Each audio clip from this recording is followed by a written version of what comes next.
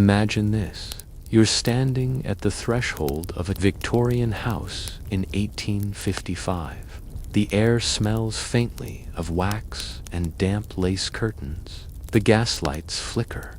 But tonight, you're not just visiting any householder about to step into the reality of marriage as it truly was during the Victorian era. And it's not the romanticized, delicate love story you've heard about. It's something darker, something more unsettling. Before we continue, take a moment where are you watching from right now? Is it night? Are you wrapped up under blankets, scrolling YouTube for something calm to fall asleep to? Or are you watching from your kitchen, headphones in, hoping for a little escape from the day? Whatever the time, wherever you are, let this be your quiet space. And if you enjoy stories that unravel the hidden layers of history, the parts no one tells you in school, then consider subscribing to the channel right now. It helps us create more of these long-form, calming history journeys that stay with you long after the story ends. Now take a breath, because once you hear what Victorian marriage was actually like, you might never think of wedding rings or love letters the same way again. Let's begin. Picture the wedding day itself, the start of what was supposed to be a lifelong bond. But in the Victorian world, a wedding wasn't really about love. It was a transaction. A woman was property. When a bride married, she legally ceased to exist. The term for it was called coverture, an old legal doctrine that meant her identity merged completely into her husband's. Her money, her house, her jewelry, even the dress she wore immediately became his. A wife couldn't own property. She couldn't sign contracts. She couldn't even have custody of her children if something went wrong. Imagine standing at the altar, knowing that with every word you spoke, you were erasing your legal self.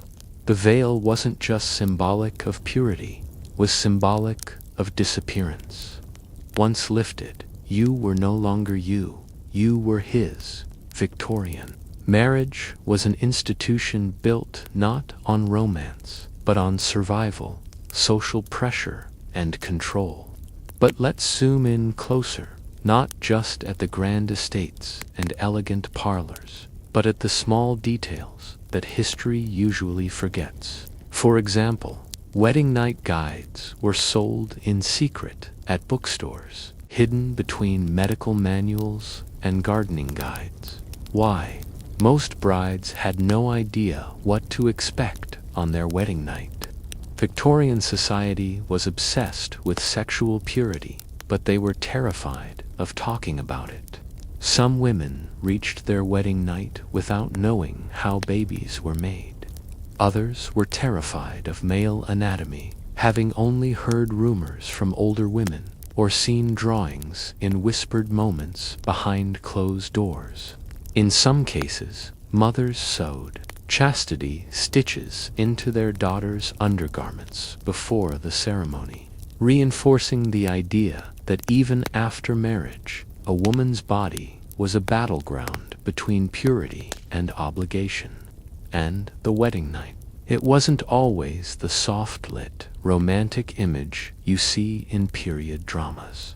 For many Victorian women, it was traumatic. The law at the time made marital rape legal. The idea of consent simply didn't exist inside marriage. Once you were a wife, your husband had the right to your body whenever he wished. Medical journals of the time describe wives complaining of marital excess, code for husbands who demanded sex too frequently, causing mental and physical exhaustion. Doctors responded by prescribing cold baths, sedatives, or religious counseling, but not for the husband, for the wife. But let's go deeper. Victorian society treated women as fragile angels in the drawing room. But behind closed doors, it subjected them to exhausting reproductive expectations. Childbirth was a constant, looming presence in marriage. The average Victorian wife gave birth to between 6 and 12 children in her lifetime. Imagine the toll that takes on a body. With every pregnancy, the risk of death, just from childbirth itself, but from infections like puerperal fever, which could sweep through maternity wards and kill healthy young mothers in days. Hospitals in Victorian London had entire wings dedicated to postpartum death. Women wrote letters to their sisters the night before labor, saying quiet goodbyes in case they didn't survive the birth. And if you think this sounds grim so far, hold on, because in the next part of this story, we'll talk about what happened after childbirth, when Victorian doctors invented bizarre and terrifying treatments for hysteria, a so-called female illness that was often just postpartum depression in disguise. They used ice baths, solitary confinement, and in some cases, even surgery to control women they thought were too emotional. But that's just the start. As we move through this story, we'll uncover the secret language of Victorian love letters, the hidden world of mistresses and secret affairs, and the private punishments inside marriage that no one dared to speak of publicly. Stay with me. There's more beneath the lace curtains than you think.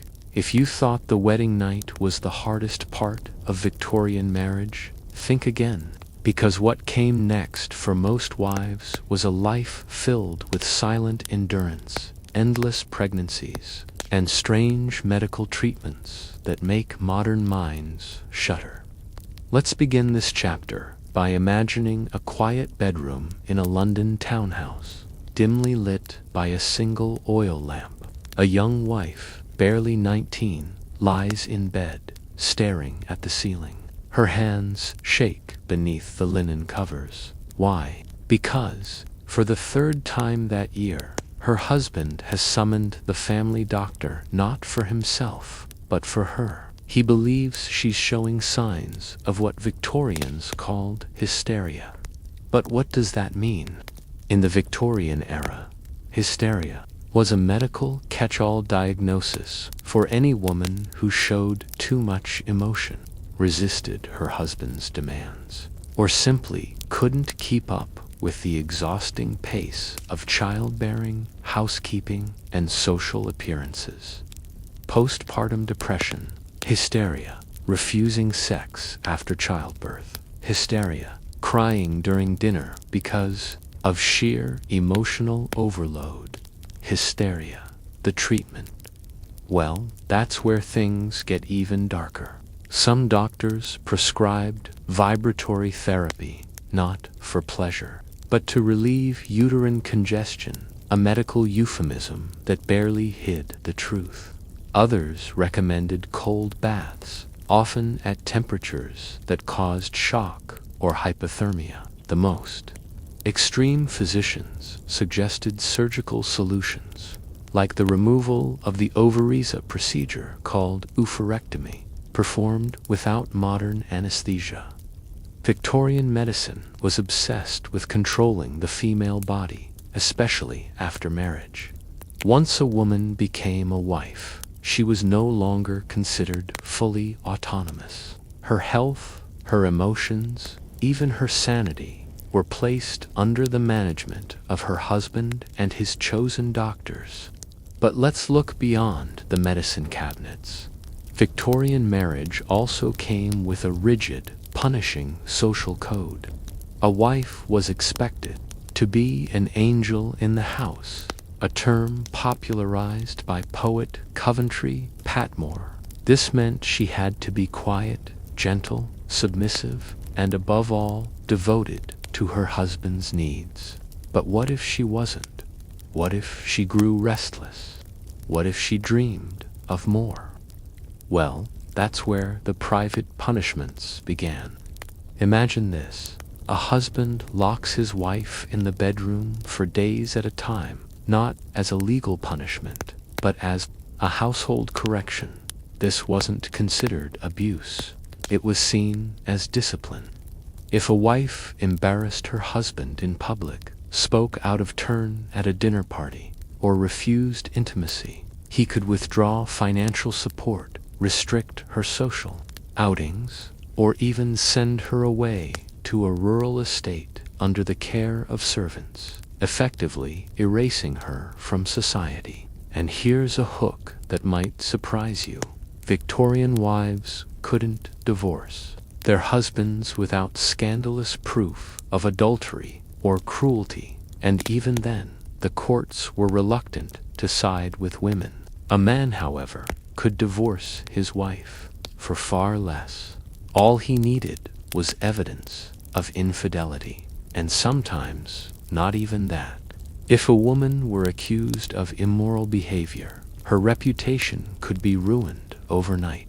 Newspaper columns eagerly printed the details of scandalous marriages, often destroying a woman's social standing for the rest of her life. But wait, it gets more unsettling. Some women, desperate to escape their marriages, faked their deaths. There are actual recorded cases of Victorian wives who disappeared, leaving behind notes suggesting suicide, only to start new lives under assumed identities in distant towns.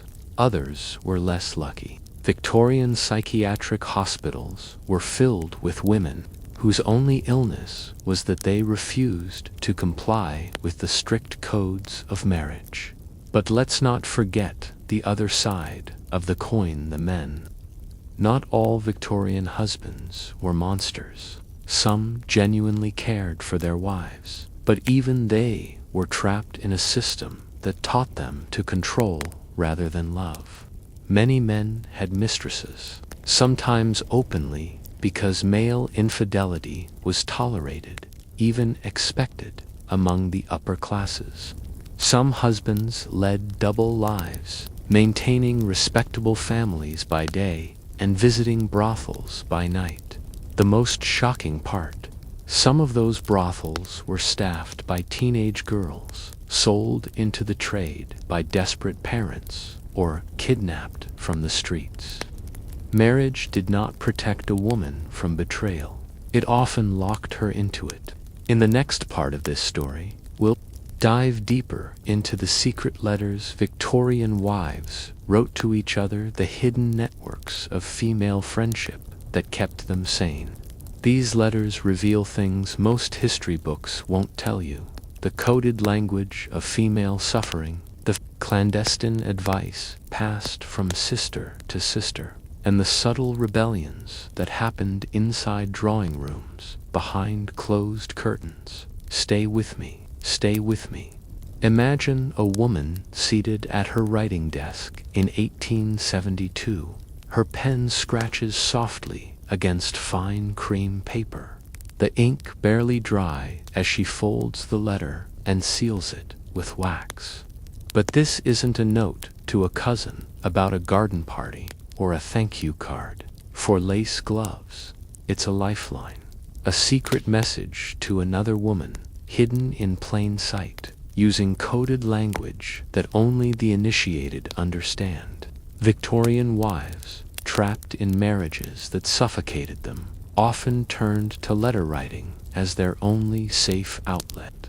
Correspondence between women became a private world where they could express the emotions forbidden to them in daily life. These weren't just idle, chatty notes. They were emotional survival kits. Historians have uncovered thousands of Victorian letters between women that reveal an entirely different version of marriage than the polite one painted in public. They spoke of exhaustion, of betrayal, of fears about childbirth, of husbands who strayed, of loneliness that gnawed at the soul. But here's the hook. These letters had to be carefully disguised. Victorian society censored female emotions harshly. A woman caught complaining about her husband could be accused of being hysterical or ungrateful. So wives developed subtle, elegant codes to share their pain without raising suspicion. They used metaphors from nature. A stormy sea meant marital arguments. A wilted rose hinted at emotional neglect. Winter coming early was a reference to an unwanted pregnancy, and black lace on the mantle symbolized depression or grief.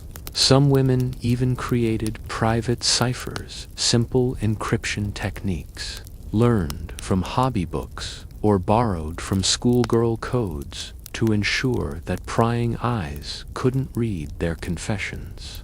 Picture a letter like this: "Dearest Ellen, the roses have faded so early this year, and the gardener insists they will not return until next spring. I find myself missing the sunlight more than usual." To a casual reader, it sounds like harmless chatter about flowers. But to Ellen, it's a desperate confession of sorrow, of a heart weighed down by coldness at home. These letters reveal an underground network of female resilience. Women supported each other in ways the history books rarely mention. They sent quiet care packages, herbal remedies for anxiety, hand-stitched sachets filled with lavender to help calm racing hearts, and small, locked diaries for private thoughts. Sometimes they included books novels considered dangerous because they encouraged female independence, like Charlotte Perkins Gilman's The Yellow Wallpaper, or, later, early feminist essays circulated in secret. But there's a cruel twist. In many cases, husbands controlled the mail. They could open their wives' letters, monitor their writing desks, and censor what was sent or received. Some men even burned correspondence before their wives saw it, suspecting that letters between women were breeding grounds for rebellion. And they weren't wrong. In the margins of these letters, women carved out small acts of defiance. They advised each other on birth control, rudimentary and risky methods, but better than nothing. Some shared recipes for herbal tonics designed to end early pregnancies, knowing full well the dangers. Others advised on how to feign illness to avoid conjugal duties, creating elaborate performances of weakness just to get a night of rest. In private, they shared stories of women who had run away, changed their names, or fled to convents to escape brutal husbands. And yes, there were even quiet celebrations of same-sex love. Some letters between Victorian women blur the line between friendship and romance, hinting at relationships that went far beyond platonic. These were the spaces where wives could express feelings they dared not speak aloud, not just about marriage, but about longing for a kind of love that Victorian society refused to acknowledge. Yet for every hidden letter, there was the risk of discovery. Some women were caught. Their husbands used the letters as proof of emotional instability, sending them to asylums under the guise of protecting them from madness.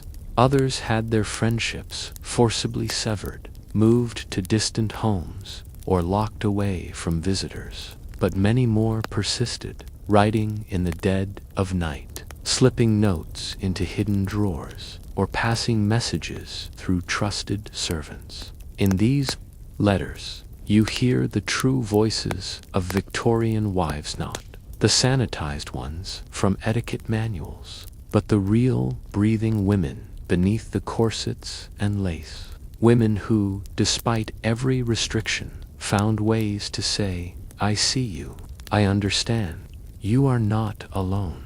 In the next part of this story, we'll move from the drawing rooms and writing desks to the grim realities of childbirth, itself the confinement rooms, where Victorian wives risked death every time.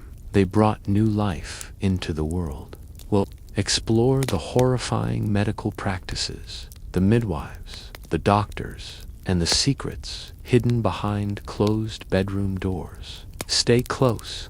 The curtain is about to lift again. Let's step inside a Victorian bedroom. The curtains are drawn shut, not because it's nighttime, but because the house has entered a state called confinement. A woman is giving birth upstairs, and the family follows strict social codes. No visitors, no loud conversations, no sudden noises. Childbirth wasn't just a medical event in Victorian marriage, it was a life-threatening ritual soaked in superstition, fear, and secrecy. Imagine being a Victorian wife, knowing that from the moment you married, you would be expected to bear children, many of them, and each pregnancy carried the terrifying possibility that you wouldn't survive.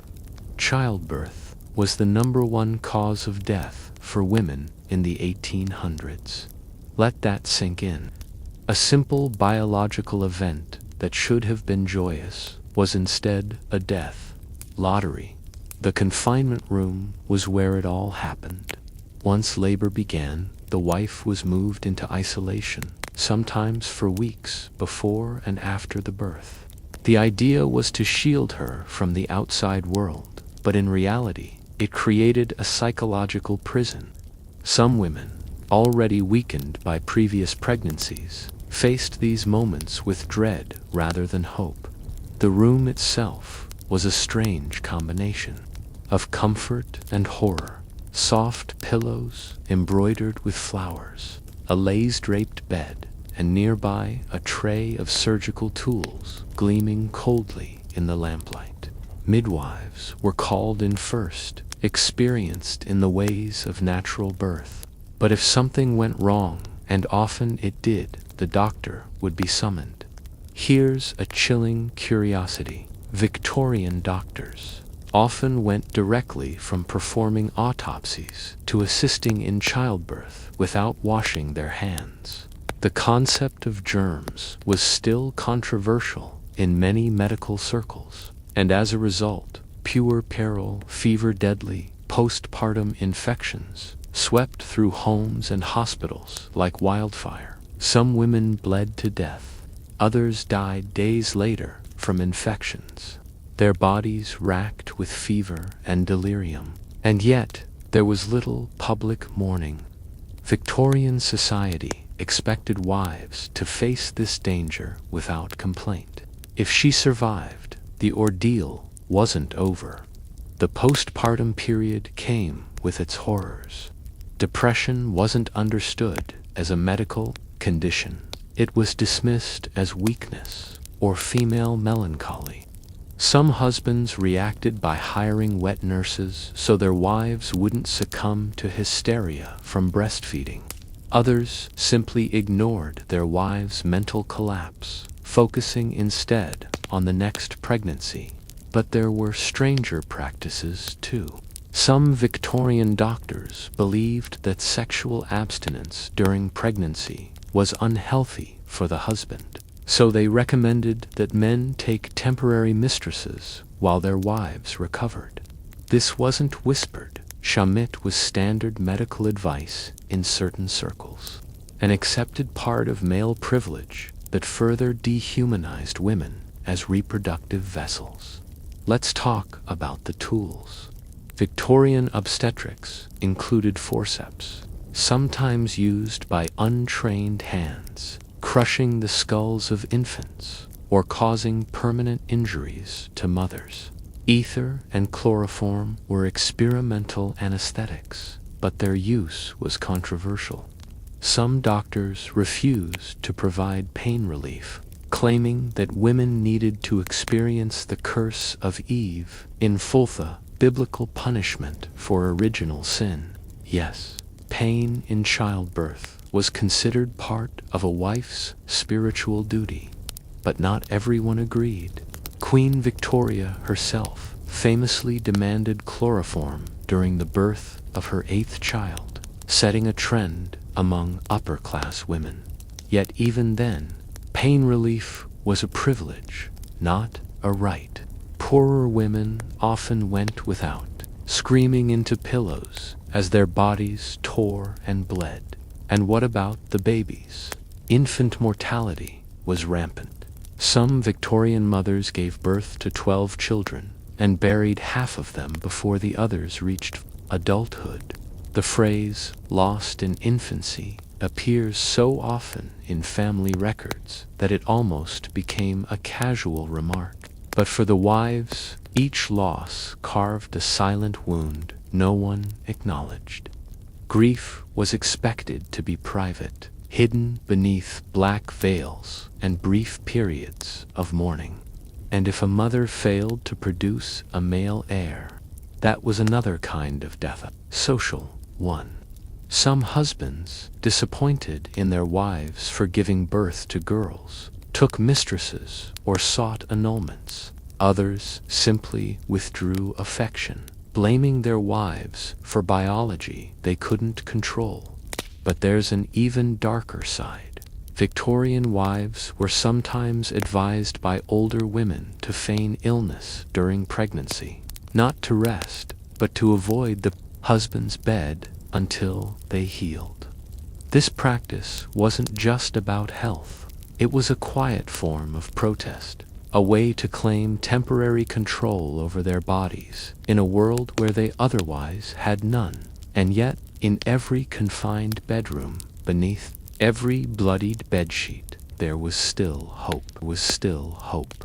Some women wrote about the small, sacred moments that made it bearable. The first cry of a living baby, the touch of a sister's hand during labor, the rare husband who sat quietly by the bedside, weeping with relief when his wife survived. But for most Victorian wives, childbirth was not a shared joy, was a private terror, repeated over and over across the span of their married lives.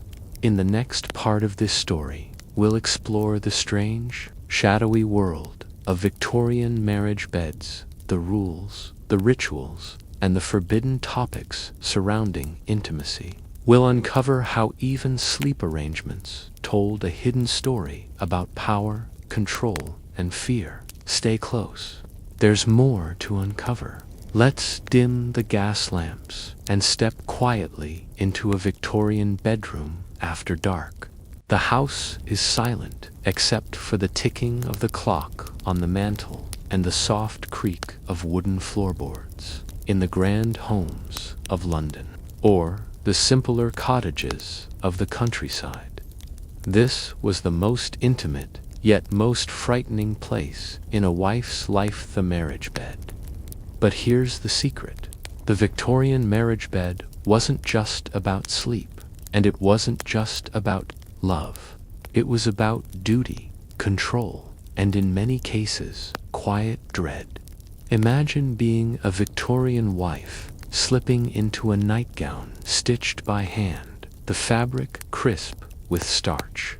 You pull back the heavy embroidered quilt, knowing that what happens next is not entirely your choice. The marital bed was not a place of negotiation.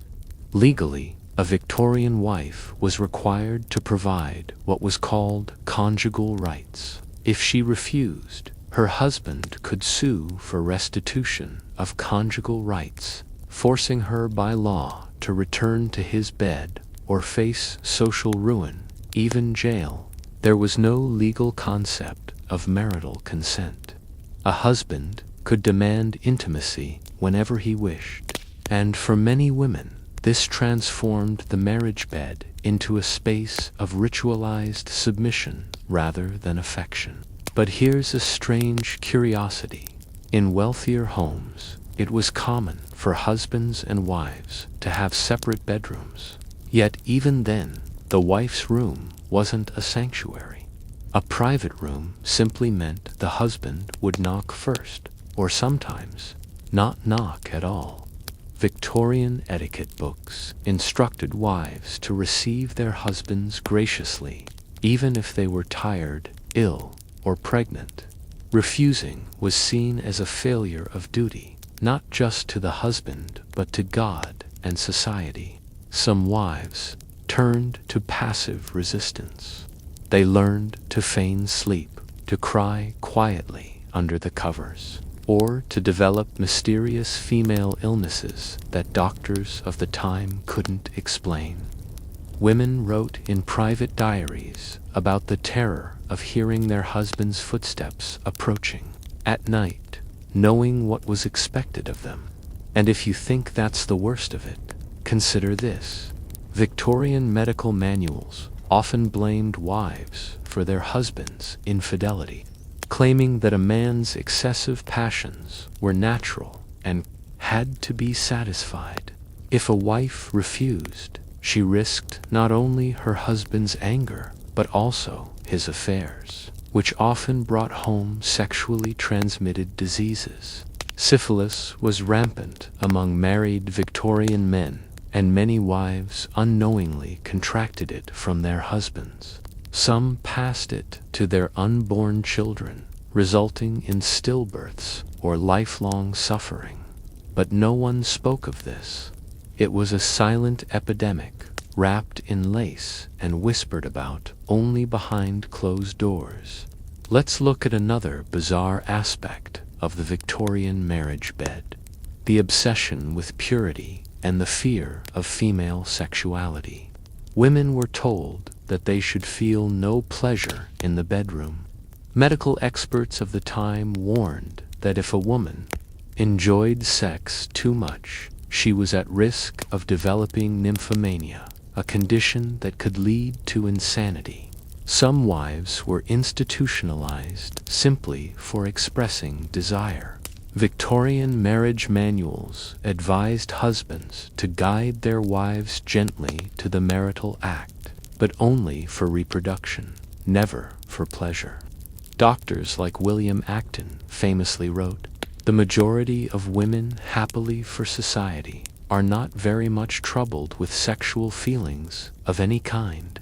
This belief created a culture where women who did experience natural desire were made to feel ashamed or broken.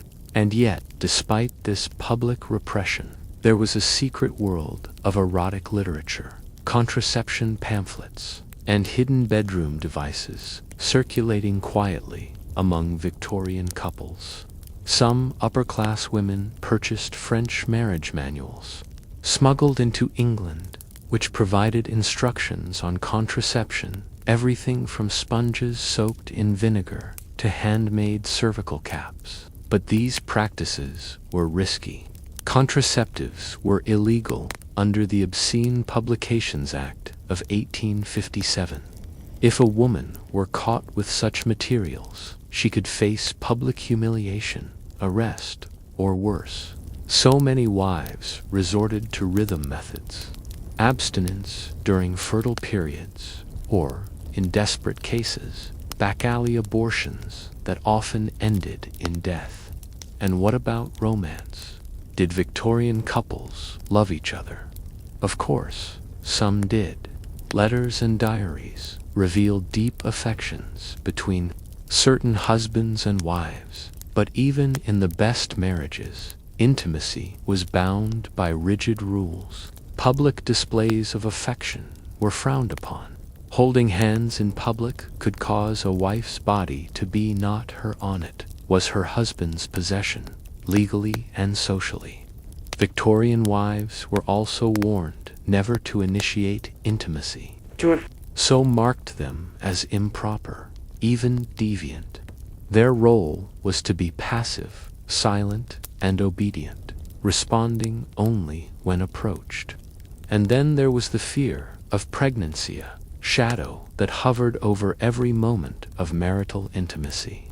With limited access to effective birth control, many wives dreaded the very act that society expected them to perform regularly. Some women wrote about this in coded journals, referring to the nightly sorrow or the unspoken price of marriage. But not all wives accepted this quietly. Some pushed back in small ways, sleeping with locked doors, pretending to be ill, secretly using herbs believed to reduce fertility. These private acts of rebellion rarely made it into history books, but they were real and widespread. In the next part of this story, we'll explore another strange corner of Victorian marriage, the legal system. We'll uncover the bizarre laws that governed divorce, adultery, and property rights, and how these laws trapped women in marriages they couldn't escape. Stay with me.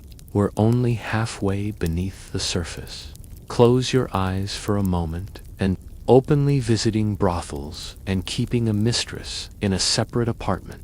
He comes home drunk, sometimes violent, often indifferent. You want to leave, but here's the cruel reality. You can't. Victorian marriage wasn't just a social contract. It was a legal trap, especially for women. Divorce, for a Victorian wife, was almost impossible. The Matrimonial Causes Act of 1857 was supposed to make divorce easier, but in truth, it only helped men. A husband could divorce his wife for a single act of adultery. A wife, on the other hand, had to prove not only adultery, but also additional offenses like cruelty, incest, bigamy, or abandonment. Just catching her husband with another woman wasn't enough. She had to risk her reputation, provide witnesses, and often testify about humiliating personal matters in open court. Imagine standing before a room of strangers, including journalists, eager to report every detail and describing your private life just to escape a marriage. And even if a woman managed to succeed, the law often punished her for it. Custody of children automatically went to the husband. Under the law of coverture, women had no independent rights to their children. A divorced woman was seen as a social outcast, often shunned by polite society. She could not remarry without scandal, and she often lost her home, her income, and her family connections. But here's an even stranger curiosity. Many Victorian wives stayed in miserable marriages, not because they loved their husbands, but because they had no legal protection outside of marriage. A single woman or a divorced one had few options for survival. She couldn't easily work, rent property, or move freely in public without attracting gossip. Widows had slightly more freedom, but wives were locked in place by laws designed to keep them dependent. Let's talk about money. When a Victorian woman married, any wealth she possessed became her husband's property unless a prenuptial agreement called a marriage settlement was arranged by her father beforehand. But this was rare, and usually only among the very wealthy. For most wives, marriage meant financial erasure. Even if a woman earned money through writing, painting, or teaching, her earnings legally belonged to her husband. He could collect her wages and spend them however he pleased. Some husbands even took credit for their wives' creative works, publishing novels or paintings under their names while their wives remained anonymous. One of the few protections women eventually gained was the Married Women's Property Act of 1870, which allowed wives to keep earnings from certain types of work and inherit small sums of money. But even this law was riddled with loopholes and wasn't fully enforced until much later. Imagine the psychological toll. You couldn't leave. You couldn't keep your own money. You couldn't protect your children. And if you tried to rebel, the law stood against you. But there were scandalous cases that captured public attention. Take Caroline Norton, for example. She was a Victorian wife and writer who became the center of one of the era's most notorious legal battles. Her husband, George Norton, accused her of having an affair with the Prime Minister, Lord Melbourne. Caroline denied it, but the scandal ruined her reputation. Worse, George took their children away from her and refused to let her see them. Caroline fought back, writing pamphlets and letters that eventually led to changes in child custody laws. But it cost her everything: her social standing, her friendships, and her peace of mind. Another notorious case involved Lady Colin Campbell, who was accused of adultery by her husband and dragged through public court proceedings. Newspapers printed every detail of her private life, making her a pariah, even though her husband was openly unfaithful and violent. Victorian society loved scandal, but hated women who tried to escape it. Even Queen Victoria herself disapproved of divorce, calling it a crime against God and society. Her influence reinforced the idea that a woman's role was to endure marriage, no matter how cruel or loveless it became. But here's a hook you might not expect. Some Victorian wives secretly turned to private detectives to gather evidence of their husbands' affairs.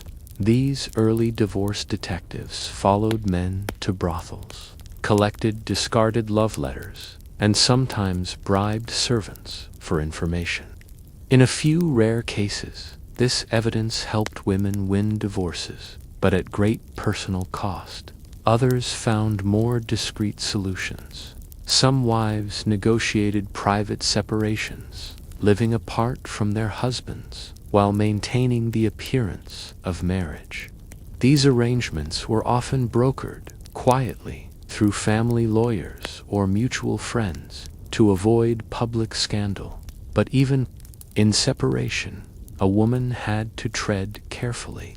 If she were seen in the company of another mannivan, an innocent friend gossip could destroy her reputation. Victorian marriage contracts weren't just about love. They were about ownership, reputation, and legal control. And yet, beneath this harsh system, women still found ways to survive. Some used marriage to climb the social ladder, gaining power through connections. Others worked quietly behind the scenes, managing estates, running charities, or becoming writers under male pseudonyms. But the legal trap remained, waiting for any woman who dared to challenge the system to openly. In the next part of this story, we'll leave the courtrooms and enter the private chambers of the upper class, where arranged marriages, dowries, and scandalous matchmaking games controlled the fate of young brides. We'll uncover how Victorian families traded their daughters for social status, and how love was often the last thing on anyone's mind. Stay with me. The deeper we go, the stranger the world of Victorian marriage becomes. Now imagine you're a young Victorian girl of 16, standing in front of a mirror while a seamstress tightens the corset strings so hard you can barely breathe. Your mother watches with sharp eyes, adjusting a lace collar and inspecting every detail of your appearance, not because she loves you, but because you are about to be displayed like merchandise. Welcome to the Victorian marriage market. For many families, marriage wasn't about love. It was about alliances, wealth, and survival. The upper and middle classes treated marriage as a financial contract. Fathers arranged unions to secure business deals, political connections, or social advancement. Daughters were the currency. This wasn't done quietly, it was a spectacle. Each year, the London season, from April to August, transformed society into a matchmaking carnival. Debutante balls, garden parties, opera nights, and horse races at Ascot became opportunities for families to parade their daughters before eligible bachelors. The goal: to catch a husband before the season ended. But there's a curiosity here. Most of these girls were between 16 and 18 years old, while the men they were matched with were often in their 30s or 40s. Imagine being a teenager paired with a man twice your age simply because he had the right title or enough land. Love wasn't required, only status. The dowry was the silent part of every marriage conversation. How much would the bride bring to the table? Cash, property, jewels, or connections? A poor dowry meant a poor match. Some fathers went into debt to offer larger dowries, treating their daughters like investments to secure the family's future. But what if a girl refused? What if she didn't want to marry the man her parents chose? In most cases, she had no say. Victorian daughters were raised to obey. The concept of filial duty meant that a daughter who disobeyed her father risked being disowned, cut off from family wealth, and ostracized from society. Her life would be over before it began, and there were punishments beyond social shame. Some rebellious daughters were sent to relatives in the countryside, locked away in boarding schools, or forced into hurried marriages with even worse prospects. But here's a cruel twist. Even girls from wealthy families weren't safe from financial manipulation. Some were married off to settle debts. Picture a father losing money in a risky investment and offering his daughter's hand to an older creditor to cancel the loan. There are actual cases of this recorded in Victorian letters and court documents. The marriage wasn't about romance, it was about avoiding ruin.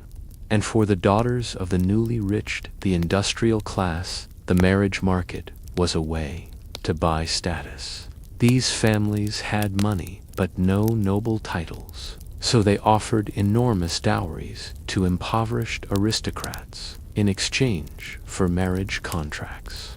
The result: young girls from factories and railroads became the wives of lords and baronets, while old noble families filled their empty coffers. But this came at a cost.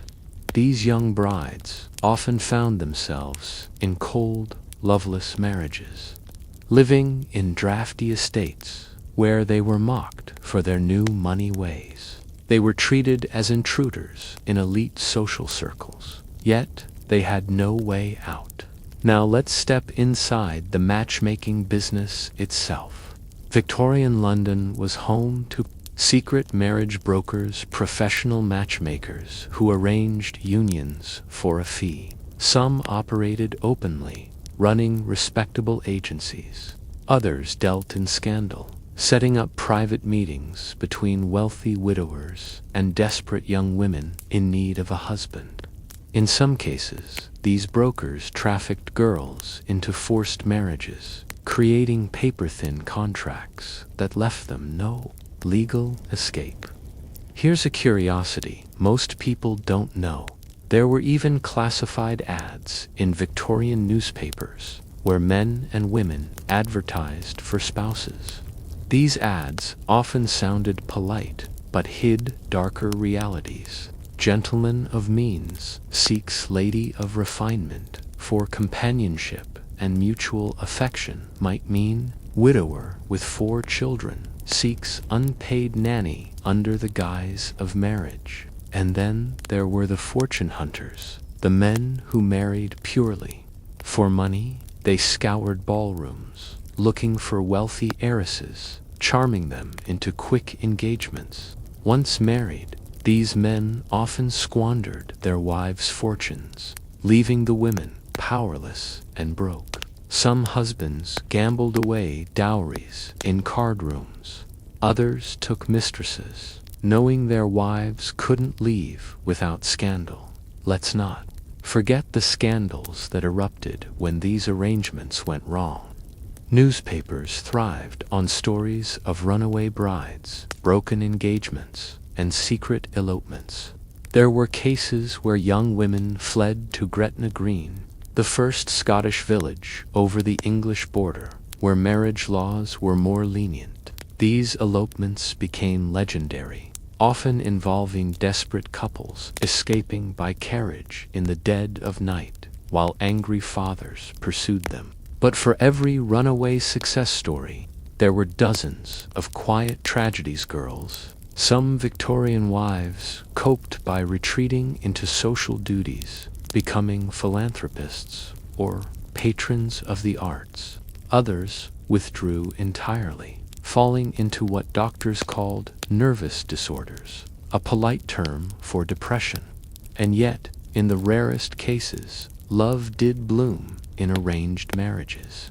Diaries and letters reveal instances where couples grew fond of each other over time, developing respect and companionship. But these were the exceptions, not the rule. The Victorian marriage market was a system of control, transaction, and sometimes cruelty. In the next part of this story, we'll dive into the world of secret affairs, love letters passed through servants, and the double standards that allowed husbands to cheat freely while wives risked ruin for the same desires. Stay with me. The hypocrisy of Victorian marriage is about to get even stranger. Imagine the grand dining rooms of Victorian England, filled with candlelight, porcelain dishes, and polite conversation.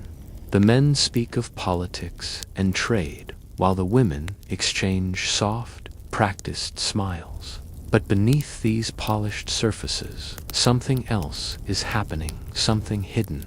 The Victorian marriage system was built on a brutal double standard.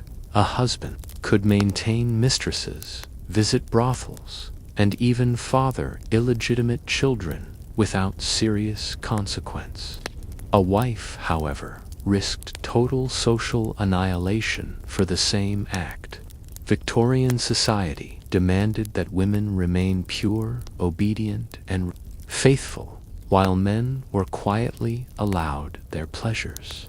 It was an unspoken rule, woven into the very fabric of marriage. But the reality of human desire could not be suppressed entirely.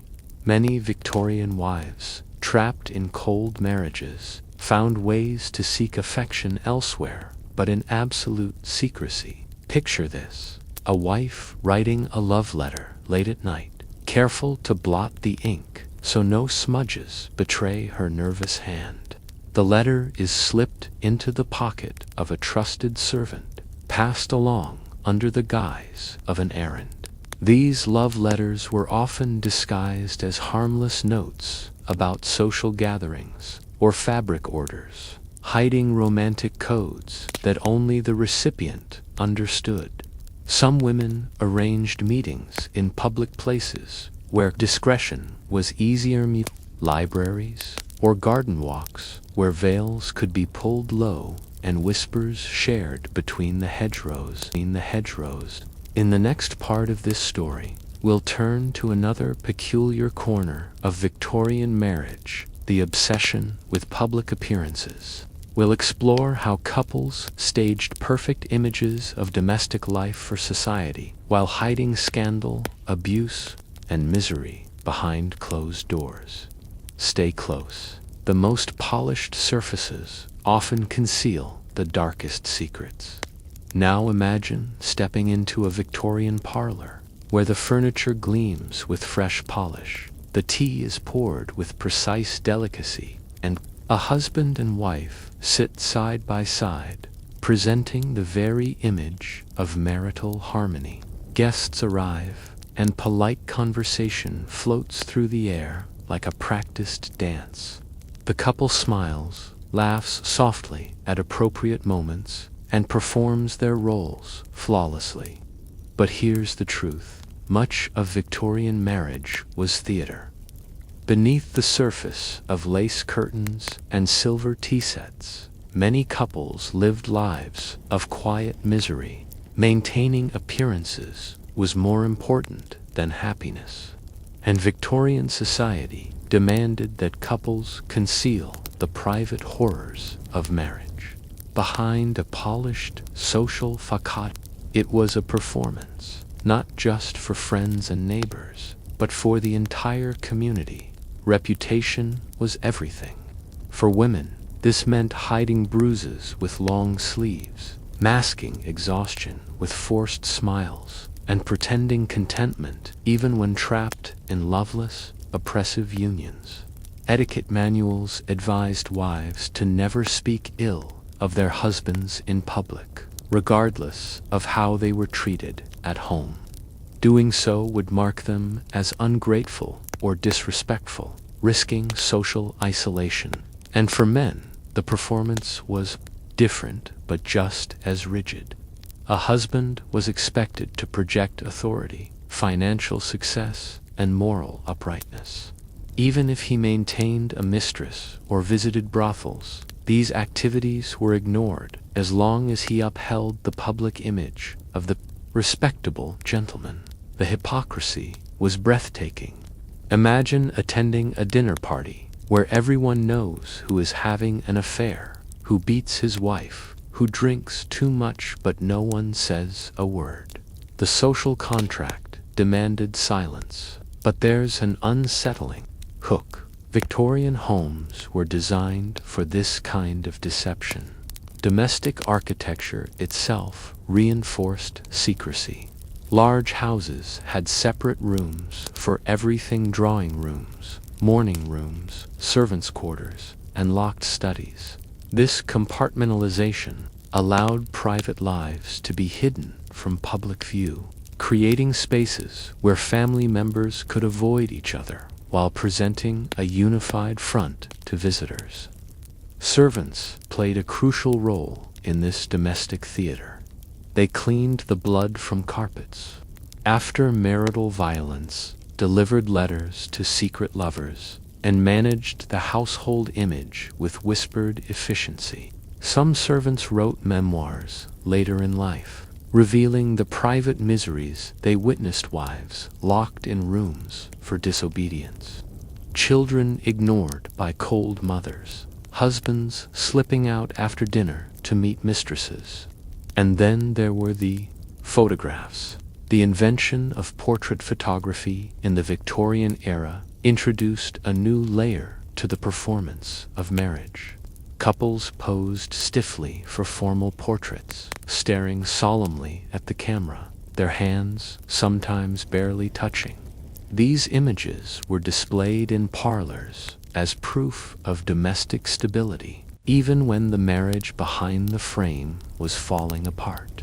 Some families staged elaborate photo albums filled with images of happy households, picnics, and holiday gatherings, all curated to suggest a perfect life. In reality, many of these families were locked in silent battles of control, resentment, and despair. Even letters and diaries were written with future readers in mind. Victorian women often self-censored, knowing that their journals might one day be read by children or scholars. They masked their true feelings beneath polite phrases, hiding depression, rage, or fear in coded language. But sometimes the truth slipped through. Scholars today have uncovered private writings where wives describe the suffocating weight of maintaining appearances. One woman wrote, "I smile so long that my face aches. I laugh so often that my throat burns. But when the door closes, I crumble into silence, unseen and unheard." Let's not forget the role of religion in this domestic performance. Victorian society taught that marriage was sacred, ordained by God. Ministers preached sermons about the virtues of obedient wives and strong, moral husbands. Divorce was condemned from the pulpit. This religious pressure forced couples to continue the charade even when their marriages were unbearable. The idea of suffering in silence became a moral virtue, especially for women. A wife who endured cruelty without complaint was praised as saintly. Stories of long-suffering wives circulated in popular magazines, reinforcing the notion that patience and endurance were the highest female virtues. But the cracks in the facade were everywhere. If you knew where to look, suicide notes discovered after deaths, secret letters passed between friends, and whispered confessions in private parlors all told a different story. The pressure to maintain appearances often led to mental collapse. Victorian doctors diagnosed countless women with neurasthenia hysteria or nervous exhaustion, labels that masked the real cause: emotional suffocation. Some women sought refuge in laudanum, a liquid opiate sold openly in apothecaries. Others retreated into religious fanaticism or spiritualism, holding seances not just to contact the dead, but to escape the realities of their daily lives. Men, too, suffered beneath the rigid expectations of domestic performance.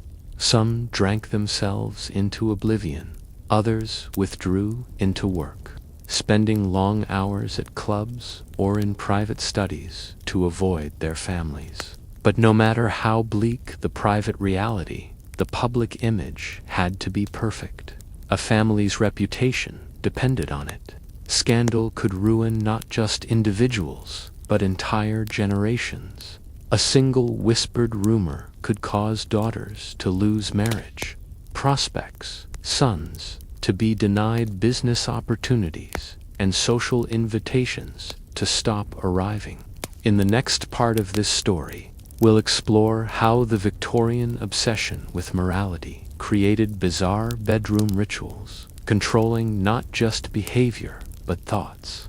We'll uncover the strange rules surrounding desire, the cult of purity, and how even private dreams were policed by social expectations.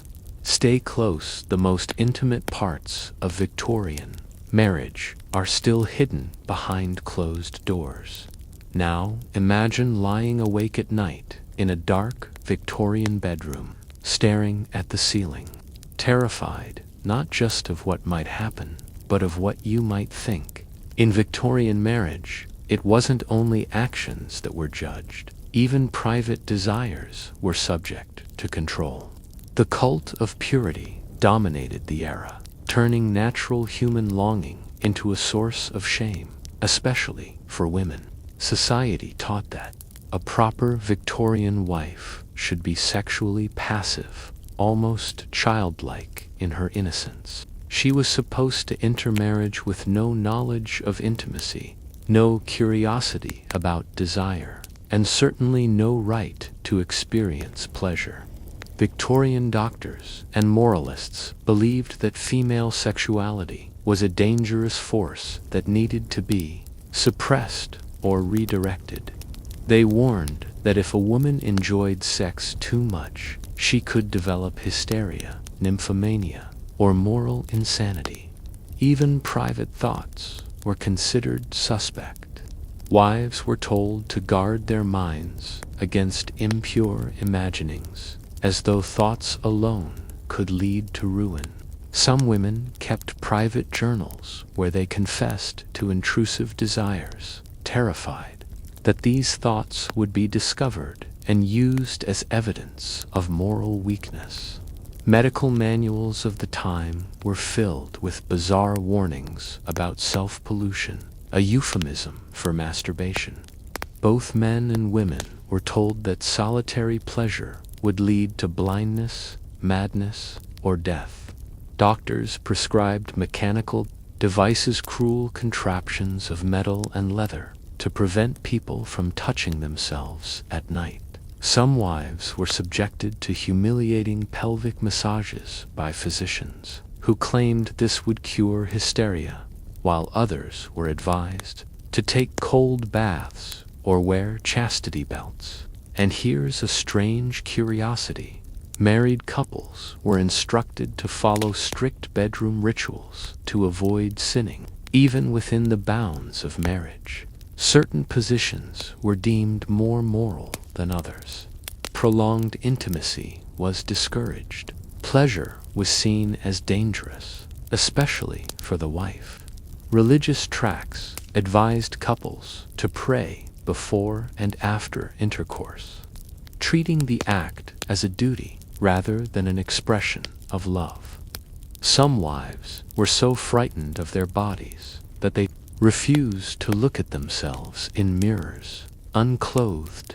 Others confessed to clergymen about impure dreams, begging for forgiveness for thoughts they could not control. Victorian husbands, too, were caught in this web of guilt.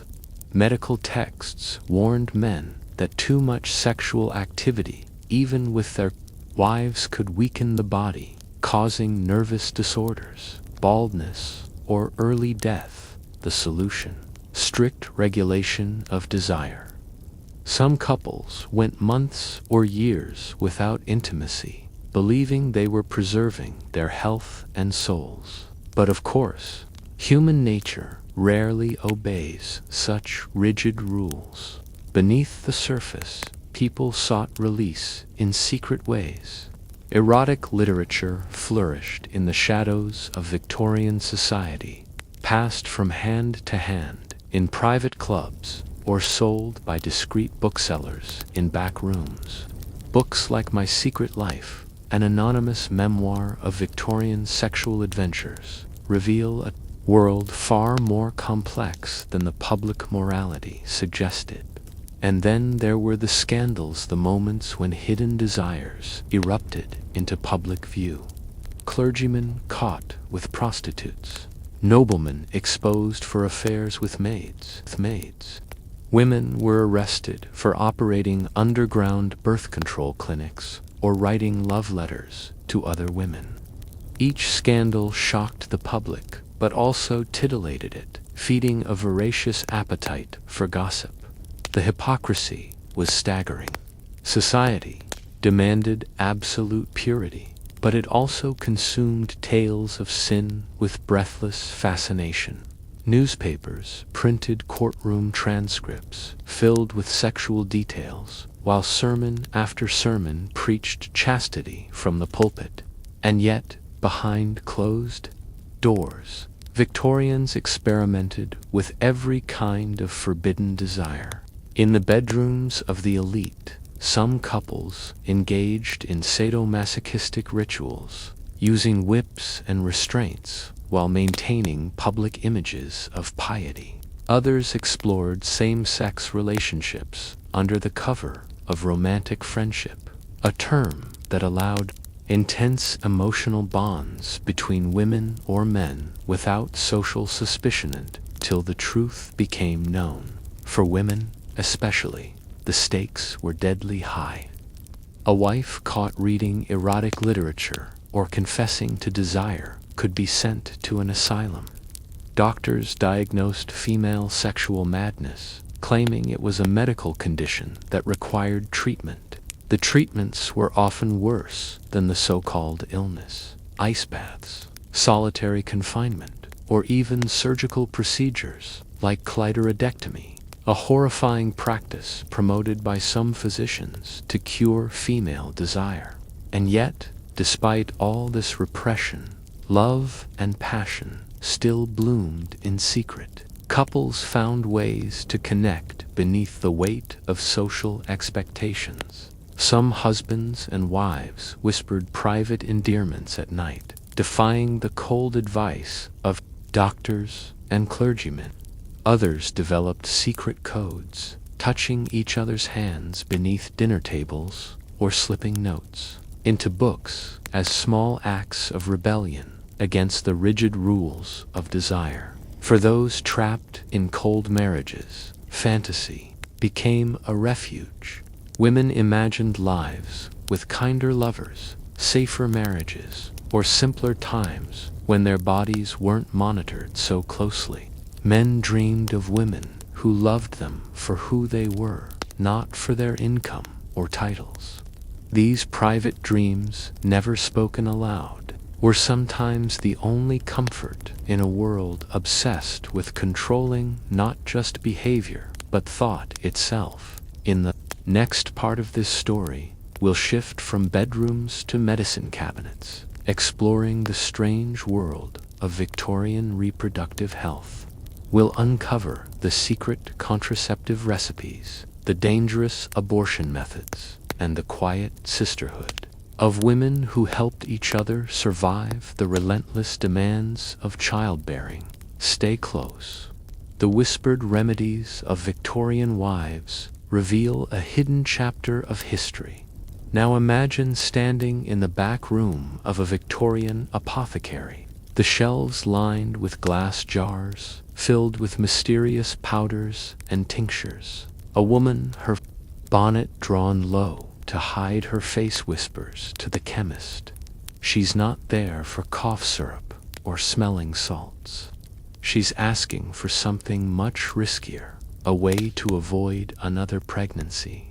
In Victorian marriage, reproduction was not a choice, it was a mandate.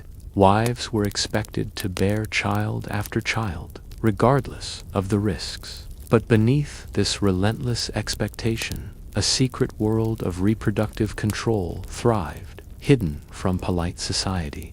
Birth control, though illegal and scandalous, was a desperate necessity for many women.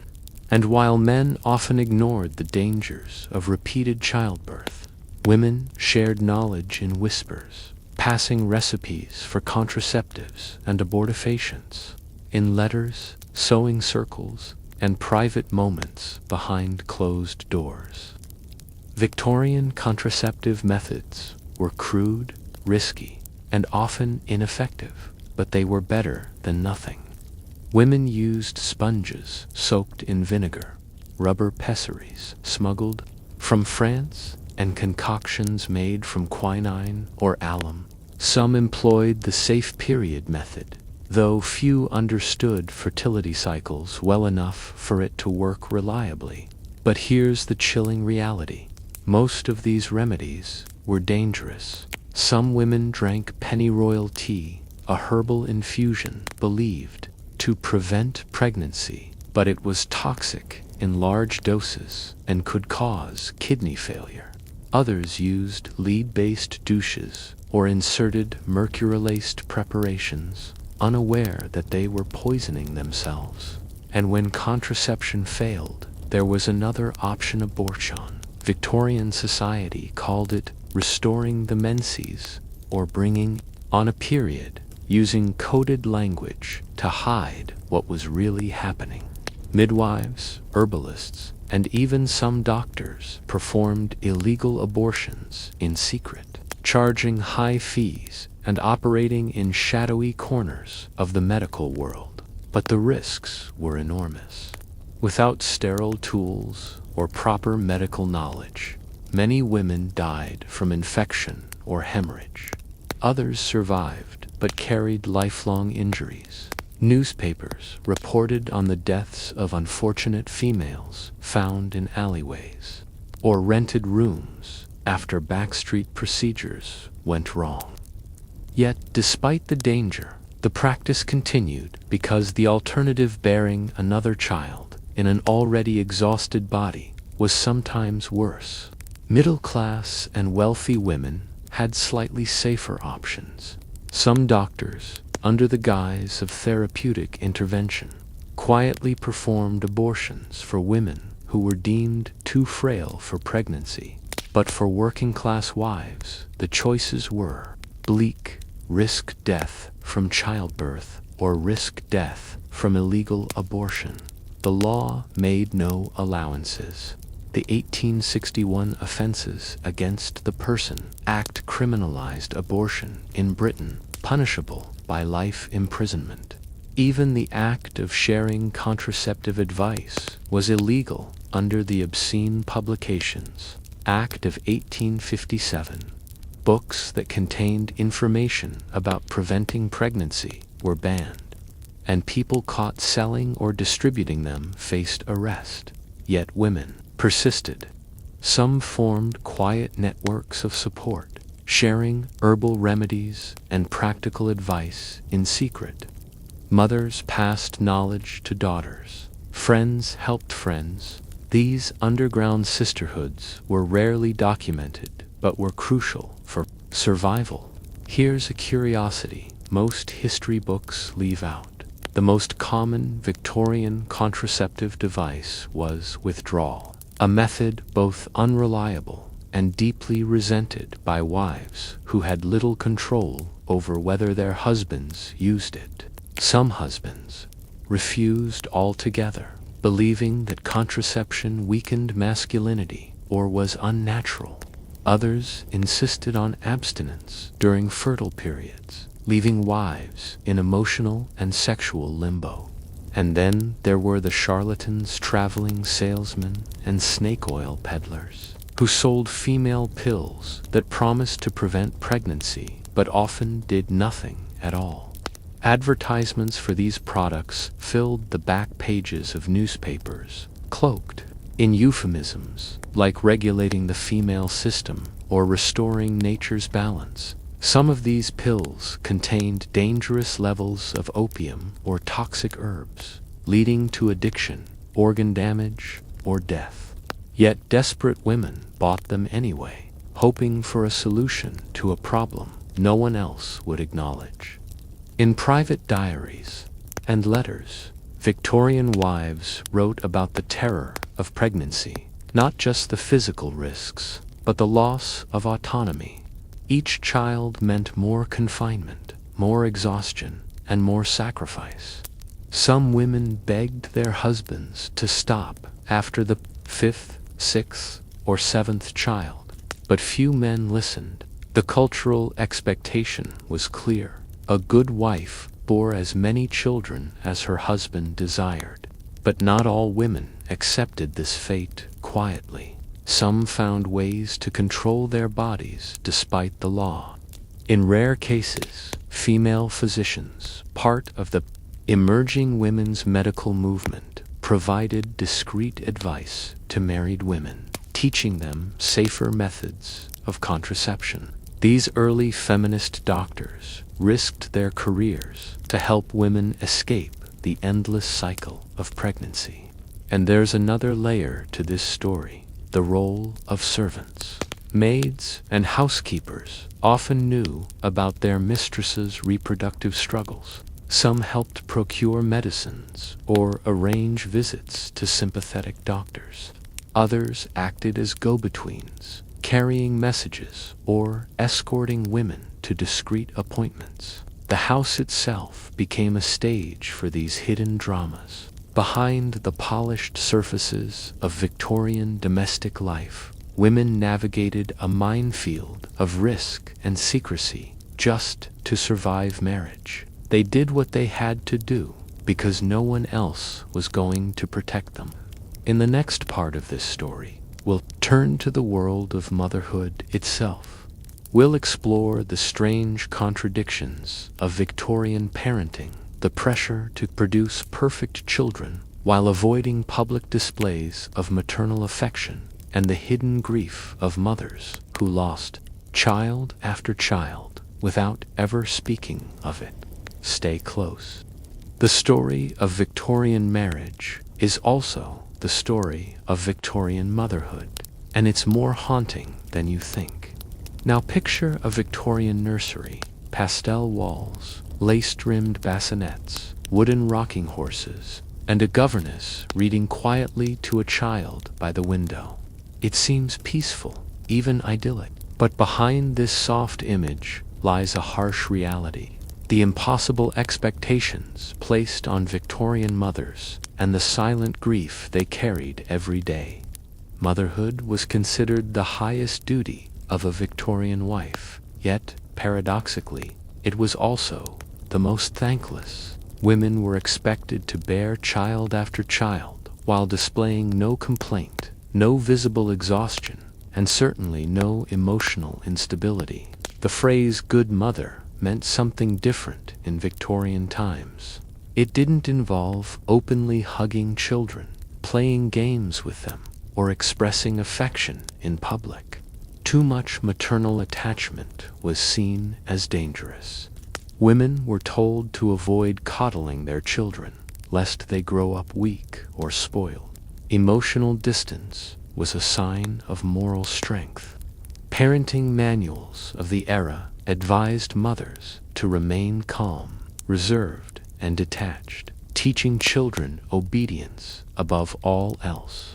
The father, meanwhile, was largely absent from child rearing, especially in the upper classes. His role was to provide financially, not emotionally. Children were often raised by nannies, governesses, and tutors, while mothers oversaw their moral instruction from a distance. But here's the cruel contradiction. While mothers were supposed to be emotionally distant, they were also blamed for every failure in their children's behavior, health, or prospects. If a child misbehaved, society pointed fingers at the mother. If a child died young, which happened tragically often, the mother was expected to grieve quietly and return to her duties without public display. Victorian child mortality rates were staggering. Diseases like scarlet fever, diphtheria, measles, and tuberculosis swept through nurseries with terrifying regularity. Many mothers buried multiple children before they reached adulthood, yet social etiquette demanded silence. Mourning for a lost child was permitted, but only within strict, suffocating limits. A mother could wear black, but not too long, lest she seem self-indulgent. She could cry privately, but never in public. And if she suffered depression after a child's death, she was diagnosed with female weakness or melancholia, not given sympathy. Letters from the time are filled with veiled references to these losses. Women wrote phrases like "Our little angel has gone ahead of us," or "We must not question God's will," masking their devastation in religious platitudes because raw grief was seen as improper. Imagine the psychological toll of this. A mother, barely recovered from one childbirth, would be pregnant again within months. Her body weakened, her spirit worn thin. She prepared for another child while still mourning the last one. And because contraception was unreliable or forbidden, the cycle continued relentlessly. Some women broke under the strain. Victorian asylums were filled with mothers suffering from what we would now call postpartum depression or post-traumatic stress. But back then, it was labeled hysteria. Treatments included isolation, cold baths, and, in extreme cases, institutionalization for life. Others coped by retreating into emotional numbness. Diaries from the period reveal mothers writing in cold, mechanical tones about childbirth and child rearing, not because they didn't care, but because it was safer to feel nothing than to feel everything. Yet motherhood also gave some women a form of hidden power. Within the household, the mother often managed servants, directed the children's education, and controlled the social calendar. In this domestic sphere, she wielded influence, though always within the strict boundaries of propriety. Some mothers secretly educated their daughters about the realities of marriage and childbirth, passing down private knowledge that wasn't taught in schools. Others used their position to shield children from abusive fathers, standing between them and harsh discipline in subtle, protective ways. But the role of a mother also became a trap. Victorian society held up the image of the angel mother, pure, selfless, endlessly patient. If a woman failed to meet this ideal, she was judged mercilessly. And since perfection was impossible, most mothers lived with constant guilt. There was also a financial layer to this misery. Middle-class mothers worried obsessively about dowries for their daughters and proper schooling for their sons. A mother's failure to secure good marriages or careers for her children reflected badly on the entire family. Even after the children were grown, the pressure didn't stop. A widow with unmarried daughters was considered a social failure. And if her sons disgraced themselves through gambling, drinking, or scandal, the blame still landed on her shoulders. Victorian mothers were caught in an impossible position, emotionally distant but constantly responsible, morally superior but silent about suffering, perfect in public but crumbling in private. And yet, behind the closed doors of parlors and bedrooms, love did exist. Mothers kissed their sleeping children, wrote tender notes in private journals, and wept silently at night. They found joy in small moments, a child's laugh, a successful lesson, a quiet hour in the garden. But the relentless pressure to perform motherhood as society demanded often crushed the joy beneath layers of duty and fear. In the next part of this story, we'll move from motherhood to mourning rituals beyond the home. We'll explore the strange Victorian obsession with death, photography, mourning jewelry made from human hair, and the ways death shaped marriage even in life. Stay close, the Victorian relationship with mortality was as much about marriage as it was about funerals. Now imagine a dim parlor room where the mirrors are draped in black cloth, the clocks have been stopped, and a photographer is carefully adjusting his camera. But the subject of this photograph is not alive. In the Victorian era, death was not hidden away as it is today. It was part of daily life, woven deeply into the rituals of marriage and family. And for wives, death often brought with it a strange new role, the professional mourner, the keeper of grief, the guardian of memory. When a husband died, a Victorian wife was expected to perform mourning with precise devotion. This wasn't just emotionally, was theatrical. She wore black crepe dresses, so heavy they sometimes caused injury. Veils of black gauze covered her face, shielding her from the world and signaling her status as a widow. Gloves, parasols, and even undergarments were dyed black. But mourning wasn't simply about clothes. It was about behavior. A widow was expected to withdraw from social life, to avoid laughter, music, or public festivities for at least a year. She had to write letters on black-bordered stationery, send thank-you notes for condolences, and host somber gatherings where friends could pay respects in hushed voices. Some women took this further, locking away personal possessions, refusing to redecorate their homes, and dedicating entire rooms to the memory of the deceased. But here's a strange curiosity. Many Victorian families commissioned post-mortem photographs of their dead loved ones. In these images, husbands and wives were posed together one last time, the living beside the dead. Sometimes the deceased were made to look as though they were sleeping. Other times, they were propped upright eyes painted onto closed lids in the final photograph. These death portraits became treasured heirlooms, displayed alongside wedding photos, creating a visual narrative of love, loss, and endurance. Mourning jewelry was another peculiar tradition. Wives often wore brooches, rings, or lockets containing strands of their husband's hair, woven into delicate patterns or pressed under glass. Hair work was considered both a craft and a sacred duty.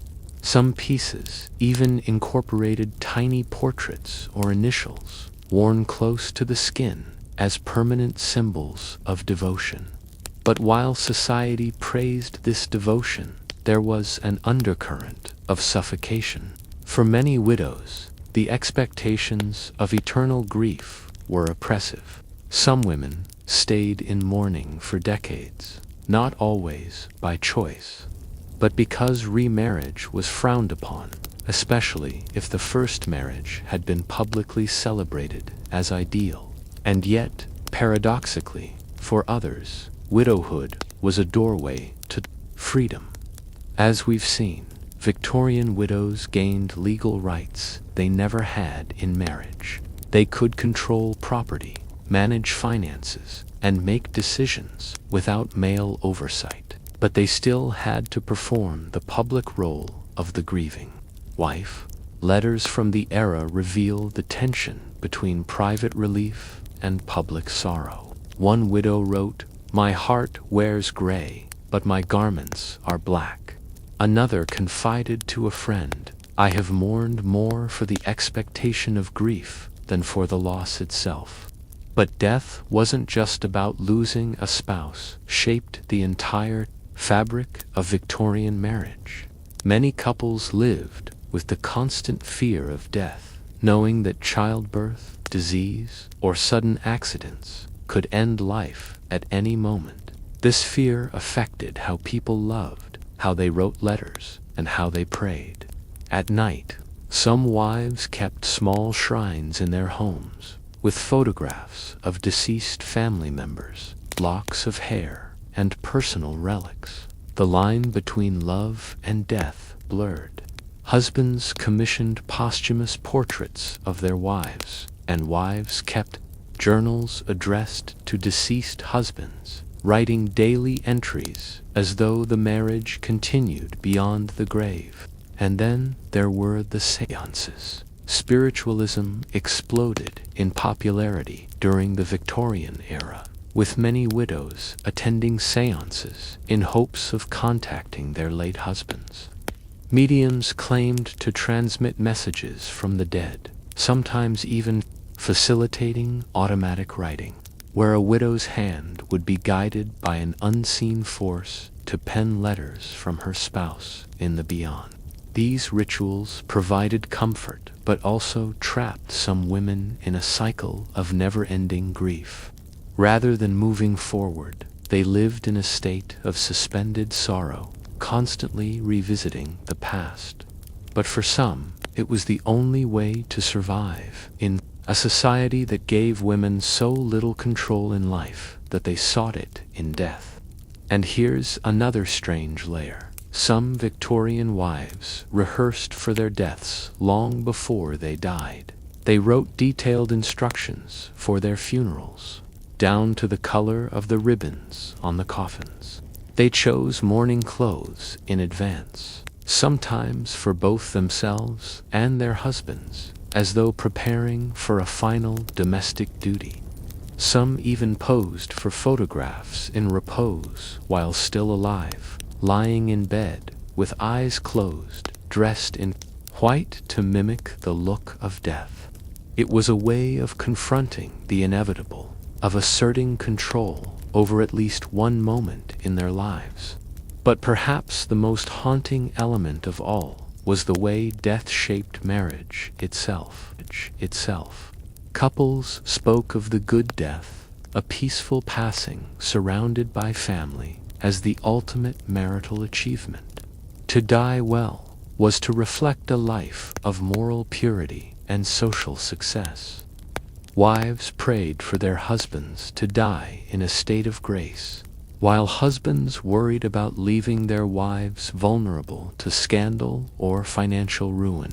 Death was not an end, but a continuation of the marital contract through mourning, memorialization, and the careful management of legacy. In the next part of this story, we'll shift from funerals to fantasies. We'll explore how Victorian literature, theater, and pop culture reflected and sometimes rebelled against the harsh realities of marriage. Stay close. The stories Victorians told each other reveal more about their fears and desires than any etiquette book ever could. Now, picture a young Victorian woman curled beside the hearth with a penny novel hidden behind her embroidery. The parlor is quiet, the gaslights flicker, and outside, the streets are wet with rain. But in her mind, she's far from home. She's galloping across the moors with a brooding lover, escaping a cruel husband, or solving mysteries in disguise. In the pages of novels and the footlights of theater halls, Victorian women glimpsed a different kind of marriage, one that defied the rigid social codes of their daily lives. It was here, in fiction and fantasy, that the emotional landscape of the Victorian marriage was stretched, questioned, romanticized, or outright subverted. And what they couldn't say out loud, they read in whispers. Literature became both a mirror and a rebellion. Authors like Charlotte Brontë, Elizabeth Gaskell, and Thomas Hardy dared to explore the dark corners of marriage, its imbalances, its suffocations, its secret rebellions. In Jane Eyre, for instance, the titular heroine refuses to become Rochester's mistress and instead demands marriage on her terms, equal and clear-eyed.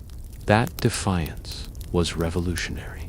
It gave readers a vision of love based on mutual respect, not ownership. But Jane Eyre also contains a strange reflection of reality. The mad wife in the attic, hidden away because she was no longer convenient.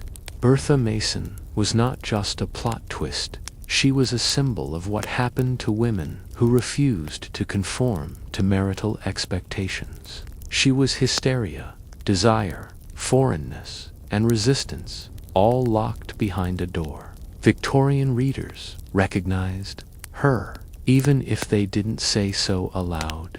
Meanwhile, in the pages of Tess of the D'Urbervilles, Hardy explored the destruction of a woman at the hands of Victorian morality.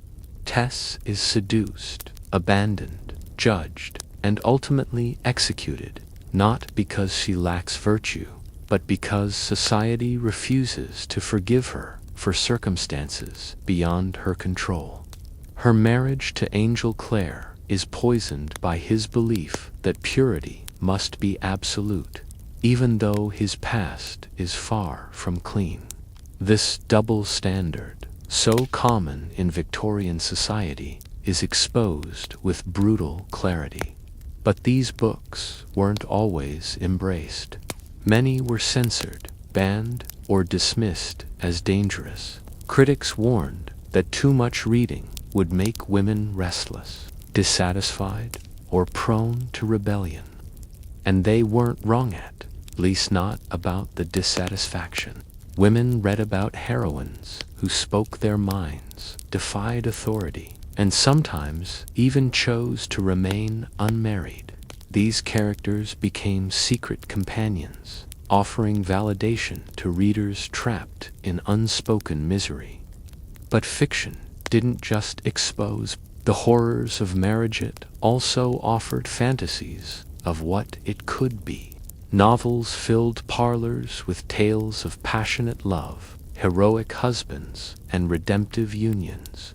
Even when unrealistic, these stories gave hope. They allowed women to imagine a world where marriage was about choice, not obligation, where husbands cherished their wives and wives lived freely within love. Theater, too, became a playground for these ideas. Melodramas, comedies, and tragedies played nightly in the cities, offering exaggerated reflections of domestic life. On stage, cruel husbands got their comeuppance, witty heroines outsmarted their suitors, and runaway brides were forgiven. Some plays challenged norms more directly. Henrik Ibsen's A Doll's House, though Scandinavian in origin, scandalized English audiences when Nora Helmer walked out on her husband and children, not because she didn't love them, but because she realized she had no identity beyond them. That final door slam was said to echo through Victorian drawing rooms for decades. Women wrote letters to newspapers about it. Men fumed. Clergy condemned it. But everyone remembered it. And beyond literature and stage, the fantasy of ideal marriage was also sold through visual culture. Advertisements showed happy wives pouring tea with perfect hair, surrounded by cherubic children and smiling husbands. These images reinforced the lie that marriage was always content, always gentle, always safe. Yet anyone who looked past the gloss could feel the hollowness. In penny dreadfuls and serialized stories, readers found darker fantasies: wives who murdered their abusive husbands, women who ran away to become detectives, or pirates, or heiresses in disguise.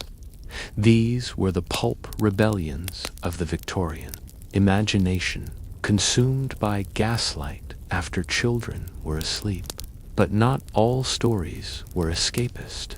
Some women wrote their own experiences in code-through poetry, anonymous letters to periodicals, or memoirs masked as fiction.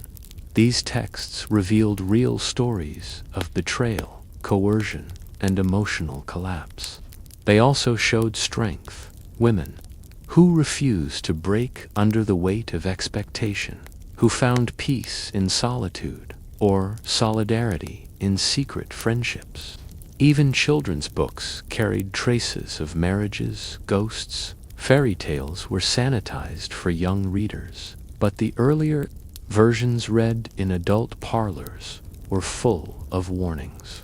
Wives turned into swans, locked in towers, or married to beasts. These were not just metaphors. They were recognizable to women who lived in gilded cages. And for those who couldn't write, their stories survived in court transcripts, asylum records, and diaries hidden in attic trunks. These fragments tell of women who dared to question, who resisted quietly or loudly, and who found in fantasy the courage to survive reality. In the next part of this story, we'll walk into the world of domestic violence in Victorian marriages, how it was hidden, excused, and sometimes grotesquely celebrated in law and culture. We'll uncover how silence was enforced, how pain was moralized, and what happened to the wives who refused to endure it. Stay close. The curtain is about to lift on the cruelest act of all. Now imagine the polished veneer of a Victorian home, the grand front door, the brass knocker gleaming, the servants moving silently through the hallways. From the outside, everything looks perfect, but behind those heavy doors, in the private world of marriage, something else is happening, something no one talks about.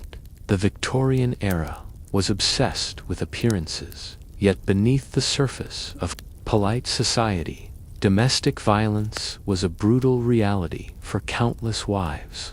The law, the church, and the culture all conspired to keep it hidden. Marriage in Victorian England came with a cruel clause. The husband was master of the house, and that mastery extended over his wife's body and mind. If a man beat his wife, it was considered a private matter. The police rarely intervened. Neighbors might hear the screams through thin walls or watch bruises bloom beneath long sleeves, but they stayed silent. Society taught that a wife's duty was to endure, and most did, because they had no other choice. The legal system was stacked against them. Under the doctrine of coverture, a married woman had no independent legal identity. She could not sign contracts, sue for damages, or press criminal charges against her husband in most cases. The idea of marital rape didn't exist. Legally, it was considered a husband's right. A wife was his property, and property couldn't refuse.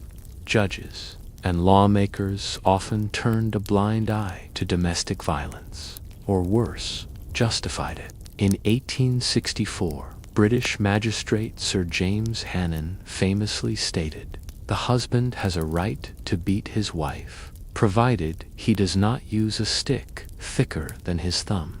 This so-called rule of thumb wasn't written into law, but it reflected the social attitude perfectly. Discipline was permitted, even expected, as long as it wasn't publicly scandalous.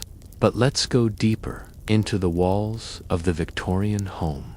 Violence wasn't just physical, it was emotional, sexual, and psychological. Some husbands locked their wives in rooms for days at a time, withholding food, affection, or social contact, as punishment for imagined slights. Others used silence as a weapon, refusing to speak to their wives for weeks, treating them like ghosts within their own homes. Sexual violence was common but unspoken. A wife had no right to refuse her husband's advances, no matter how frequent or brutal. Victorian medical texts often blamed wives for their husbands' infidelities, claiming that conjugal neglect drove men to other women. But when wives submitted out of fear, they faced different dangers. Syphilis and other venereal diseases were rampant, brought home from brothels, and passed to unsuspecting wives.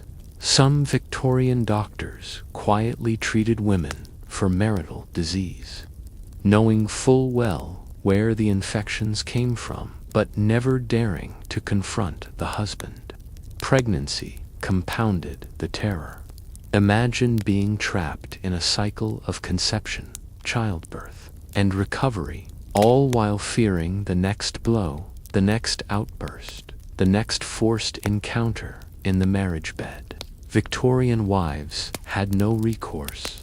Divorce was nearly impossible unless a woman could prove not just adultery, but aggravated cruelty, a term so vaguely defined that most cases failed.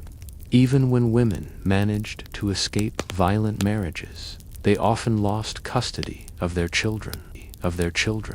The law favored the father, no matter how abusive he had been. Some women fled anyway, vanishing into the growing anonymity of cities like London, living under false names, working as governesses or seamstresses to survive. But others stayed, trapped by poverty, reputation, and fear. There were no women's shelters, no social services, no safety nets. Religion played its part in enforcing silence. Sermons preached the virtues of wifely submission. Clergymen advised battered wives to pray for patience, to forgive their husbands, and to see suffering as a Christian duty. The notion of marriage as sacred made leaving unthinkable, even when staying meant enduring regular violence. And yet, beneath the surface, women resisted in quiet ways. Some wives fought back physically, though they risked legal punishment for doing so. Courts were more likely to prosecute a woman for defending herself than a man for abusing her. Others turned to poison, a dark and deadly method of escape. Victorian newspapers are filled with cases of wives who murdered their husbands with arsenic or laudanum, often after years of abuse. These crimes shocked the public, but also generated secret sympathy among women who understood too well why it happened. Some women recorded their suffering in diaries, knowing the pages might never be read. Others confided in servants, friends, or sympathetic relatives, though this was dangerous. Gossip could ruin a woman's life faster than any bruise. But there were glimmers of change. The rise of the women's rights movement in the late 19th century began to expose the horrors of domestic violence. Activists like Caroline Norton, herself a victim of an abusive marriage, campaigned for legal reforms. Her writing led to the Custody of Infants Act and the Matrimonial Causes Act, small steps toward justice, though still deeply flawed. Newspapers started to publish stories of domestic cruelty, often cloaked in sensationalism, but bringing the issue into public discourse. Pamphlets circulated among middle-class women, warning of the dangers of unchecked male authority. And slowly, very slowly, the idea began to shift that marriage might be a partnership rather than a prison. But the cost was high. Women who spoke out risked everything. They faced not just the wrath of their husbands, but the scorn of society. They were labeled hysterical, ungrateful, or mad. Many were institutionalized, sent to asylums for marital discord, a diagnosis as vague as it was cruel. And yet, even within the nightmare, some women found solidarity. They whispered their stories to each other in sewing circles, passed notes in charity meetings, or wrote anonymous letters to early feminist journals. They learned that they were not alone, though they could not say so publicly. Let's not forget the servants, who often bore witness to this violence. Maids and nannies heard the screams, cleaned the wounds, and sometimes hid wives in back staircases to protect them from their husband's rage. These quiet acts of resistance rarely made it into history books, but they mattered. And then there were the children. Victorian households taught boys that they would one day have authority over wives, while girls learned to endure. Some children grew up repeating the cycle. Others broke it. The legacy of domestic violence in Victorian marriage wasn't just personal, it was generational. In the next part of this story, we'll explore how the Victorian marriage system began to fracture at the end of the 19th century. We'll look at the rise of the suffrage movement, the new legal reforms, and the women who dared to imagine a world beyond forced obedience. Stay close. The cracks in the system are beginning to show, and change is on the horizon. Now imagine it's 1894, and the streets of London are beginning to hum with something new, a quiet but growing rebellion. Beneath the rustle of silk skirts and the polite nods at tea parties, Victorian women are starting to whisper words that their mothers never dared to say. Independence, suffrage, equality. For centuries, marriage had been their destiny, their duty, their prison. But by the final decade of the 19th century, cracks were beginning to form in the ironclad system that controlled them. The rise of the women's movement wasn't sudden. It started in drawing rooms, church halls, and clandestine reading groups, where wives and daughters gathered to discuss ideas that would have once been unthinkable. They read essays by Mary Wollstonecraft, Harriet Taylor Mill, and John Stuart. Mill texts that argued for women's rights, for autonomy, for the radical notion that women were not naturally inferior, just socially oppressed. These meetings were dangerous. Respectable society saw them as subversive, even immoral. Some husbands forbade their wives from attending, but women found ways around it.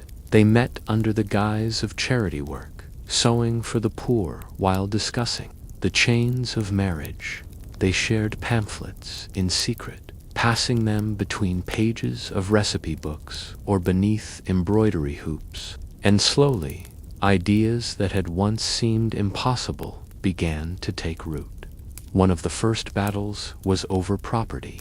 The Married Women's Property Act of 1870 granted women the right to keep earnings they made after marriage, but it was limited. By 1882, a new version of the Act finally allowed wives to own property and control their own money.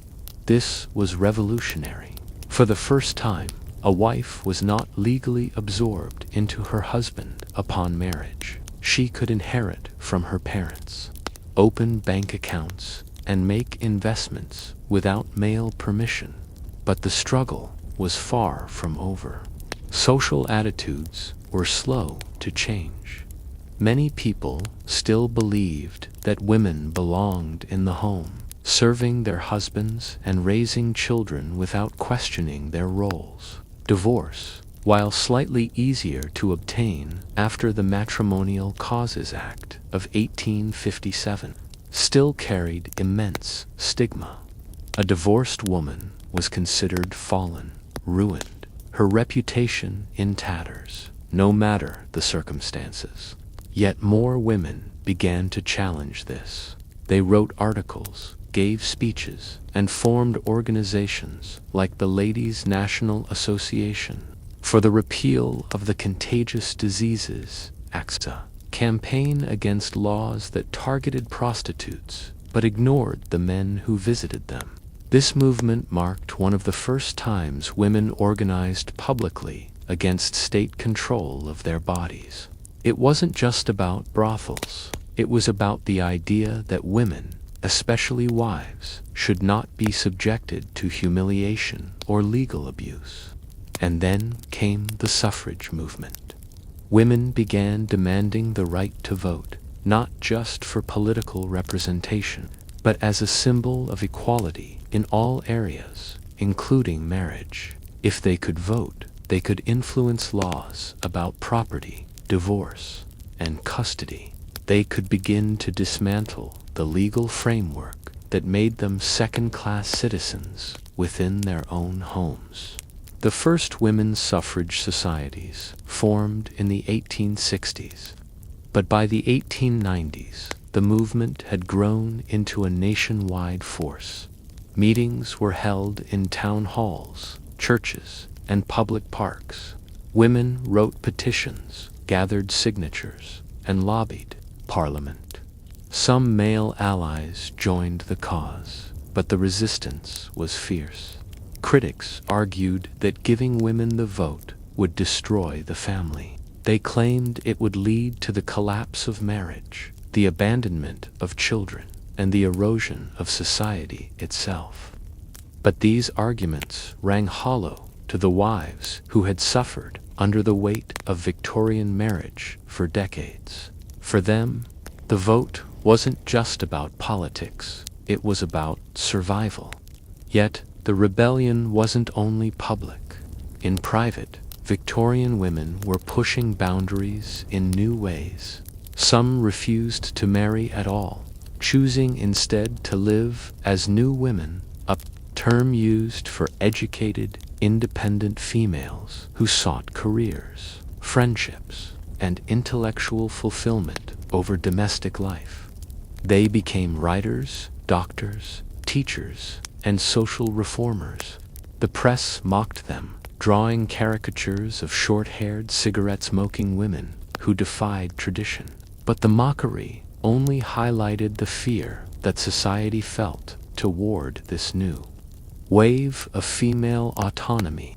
Literature captured this transformation to novels by writers like George Gissing and Sarah Grand portrayed women who rejected conventional marriage. In these stories, heroines left abusive husbands, refused unwanted suitors, and sought meaning beyond the hearth. These fictional rebels inspired real-life ones. Even fashion began to shift.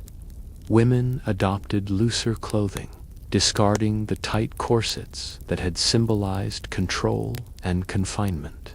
The rational dress movement encouraged comfortable garments, arguing that fashion should not deform the female body.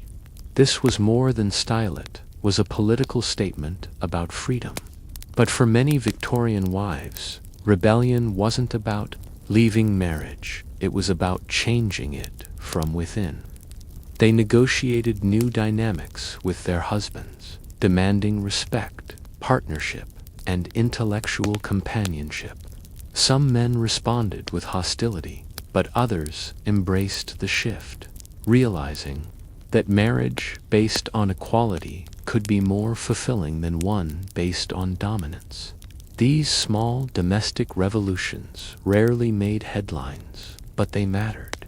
They laid the groundwork for future generations of women who would expect and demand more from marriage. There were setbacks, of course.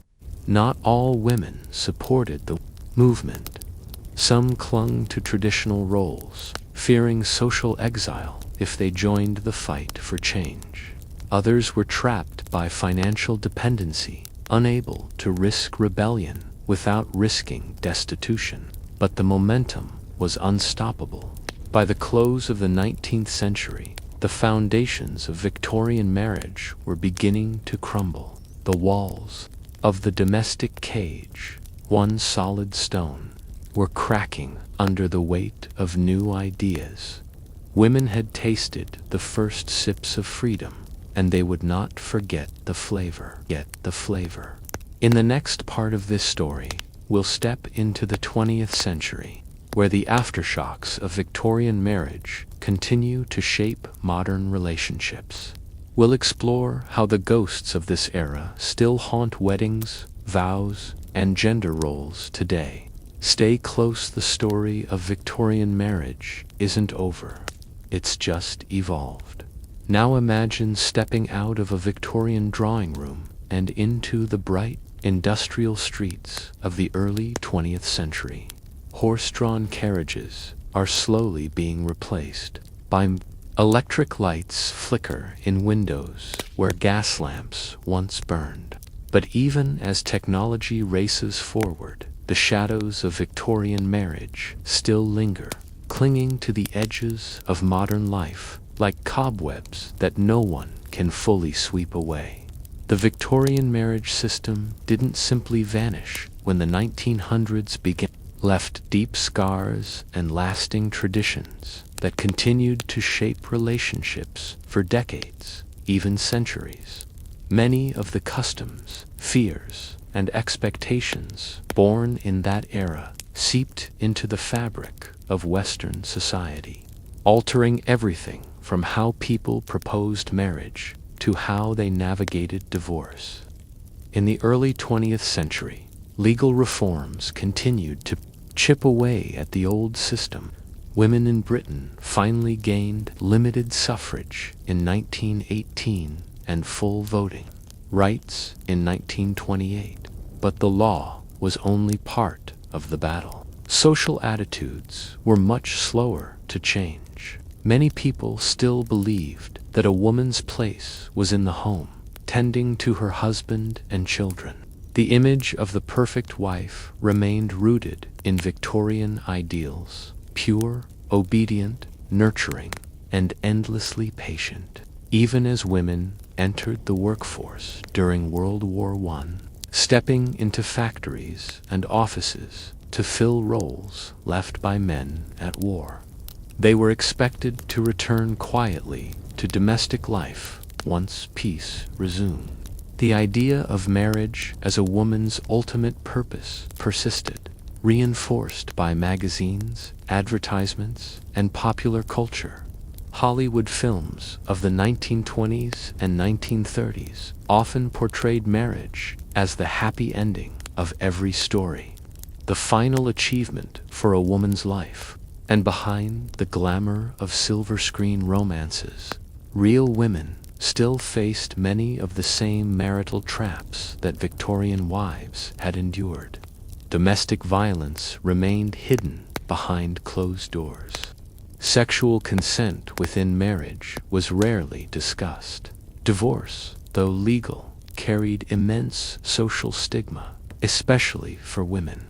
A divorced woman risked losing her social standing, her financial security, and often her children, just as Victorian wives had. Even the wedding ceremony itself carried Victorian echoes. The The tradition of the father giving away the bride remained standard, a ritual rooted in the transfer of ownership from father to husband. The white wedding dress, popularized by Queen Victoria herself, became not just a fashion statement, but a cultural mandate, symbolizing virginity and purity. Wedding vows often included the promise for wives to love, honor, and obey their husbands, a phrase that persisted well into the mid-20th century. And though some women objected, the social pressure to conform was immense. Meanwhile, birth control remained controversial. The shadow of Victorian morality still hovered over discussions of contraception. In many countries, it was illegal to distribute information about birth control until the 1930s or later. Women who sought to limit the number of children they bore often had to do so in secret, using methods not much safer than those their grandmothers had used. The legal concept of marital rape remained unchallenged for most of the 20th century. In many places, it wasn't until the 1990s that laws began to recognize that wives had the right to refuse sex. For over 100 years after the Victorian era ended, women's bodies were still considered property within marriage. But rebellion continued. The feminist movements of the 1960s and 70s reignited the fight for equality, pushing for changes that Victorian suffragists could only dream of. Women demanded access to contraception, legal abortion, equal pay, and no-fault divorce. These movements challenged not just the legal structures of marriage, but the emotional and psychological ones too. Couples began to redefine relationships, rejecting the rigid gender roles that had been carved in stone during the Victorian era. Slowly, marriage started to evolve. The idea of partnership replaced ownership. Love became, at least in theory, the primary reason for marriage, not financial security or social status. Couples lived together without marrying, something scandalous in Victorian times, but increasingly common in modern life. Same-sex marriage, unthinkable in the 19th century, became legal in many countries in the 21st century. But even now, the shadows of Victorian marriage linger. Think of the pressure brides still face to have a perfect wedding, complete with white dresses, elaborate ceremonies, and a focus on appearances over substance. Consider the social expectations that tell women their value diminishes if they don't marry by a certain age, or the persistent notion that being a wife and mother is still somehow the ultimate fulfillment of womanhood. Domestic labor remains unevenly divided in many households.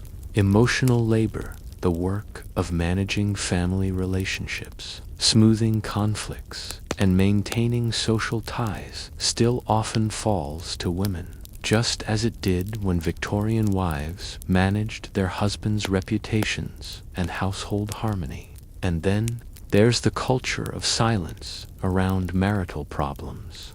Couples today may share more openly about difficulties, but the pressure to present a picture-perfect life on social media often feels like a modern version of the Victorian parlor performance. Instagram feeds and Facebook posts show smiling couples, romantic vacations, and anniversary celebrations, while behind the scenes, many still struggle with the same fears and conflicts that haunted Victorian marriages: power imbalances, communication breakdowns, unspoken resentments, and quiet despair. Terms like ball and chain, the old ball and chain, or jokes about marital duty come directly from the historical baggage of a system that saw wives as property and husbands as masters. But there is also hope. modern couples have access to therapy, education, and support systems that didn't exist a century ago. Marriage is no longer the only path to social legitimacy.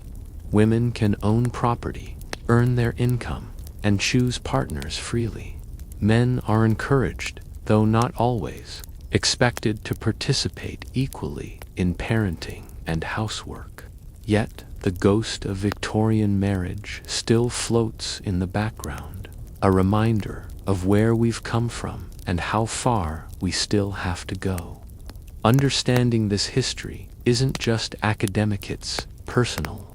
It helps explain why certain traditions feel so heavy, why breaking out of expected roles can still cause friction, and why some parts of marriage seem stuck in time. In the next part of this story, we'll return to the Victorian period one final time to explore the forgotten voices, those of servants, working-class wives, and marginalized women whose experiences have often been left out of official histories. Their stories reveal another layer of truth, one that reshapes everything we've learned so far. Stay close. The quietest voices often tell the most important stories. Now close your eyes and step away.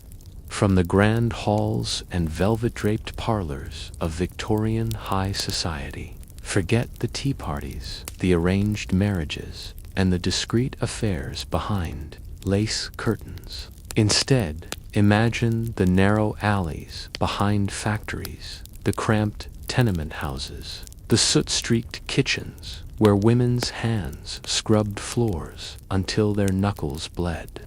For most Victorian wives, marriage didn't happen in drawing rooms filled with poetry books and moral debates. Happened in hard labor, poverty, and survival. The forgotten women of Victorian marriage were the servants, the factory workers, the street sellers, and the seamstresses. Their stories rarely made it into the polite literature of the time. They didn't write diaries bound in leather or pose for family portraits, but they lived, loved, suffered, and struggled through marriages just as complex, for not more so than their wealthier counterparts. These women were the backbone of the Victorian economy. They worked long hours for pitiful wages, often to support husbands who drank away their earnings in the pubs. The marriage dynamic for working-class couples was brutal in its way. For many, marriage was less about romance or status and more about economic necessity. A woman married for protection, for survival, or because social pressure left her no other option. Imagine a young servant girl, perhaps 15, working from dawn until midnight in the house of a wealthy family. She scrubs the floors, dresses the children, cleans chamber pots, and eats her meals standing in the kitchen. If she's lucky, she earns enough to send a few pennies home to her family. If she's unlucky, she becomes pregnant by her employer or by another servant. Marriage, in this case, might not be a choice at all. It could be a forced arrangement to avoid scandal, or worse, she might be dismissed and left destitute, carrying the weight of shame in a society that offered no mercy to women who broke sexual rules. For those who did marry, life was hard. Working-class wives often ran households without help. Unlike the ladies of the upper classes, they cooked, cleaned, raised children, and sometimes took in piecework, sewing, or laundry to make ends meet.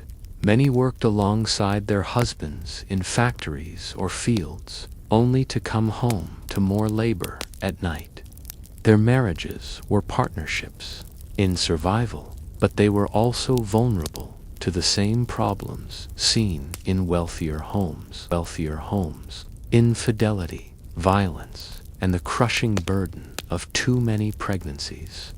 But unlike upper-class women, Working-class wives had no access to doctors for childbirth, no private rooms for recovery, and no wet nurses to take over infant care. They gave birth in one-room homes, sometimes assisted only by neighbors or untrained midwives. The risk of death was staggering. Maternal mortality among the poor was even higher than among the rich, due to a lack of sanitation, medical care, and proper nutrition. Infant mortality was a grim fact of life. Some mothers buried child after child, their grief unrecorded, their tears shed quietly while scrubbing laundry in cold water. Domestic violence was common, but there was no recourse. Police rarely intervened in domestic disputes, and women who reported abuse were often told to be better wives, cook better meals, or simply endure. Alcohol fueled much of the violence. Gin and beer were cheap escapes for working-class men crushed by poverty and drunkenness, often led to beatings that no one stopped. But despite the misery, there were moments of resistance.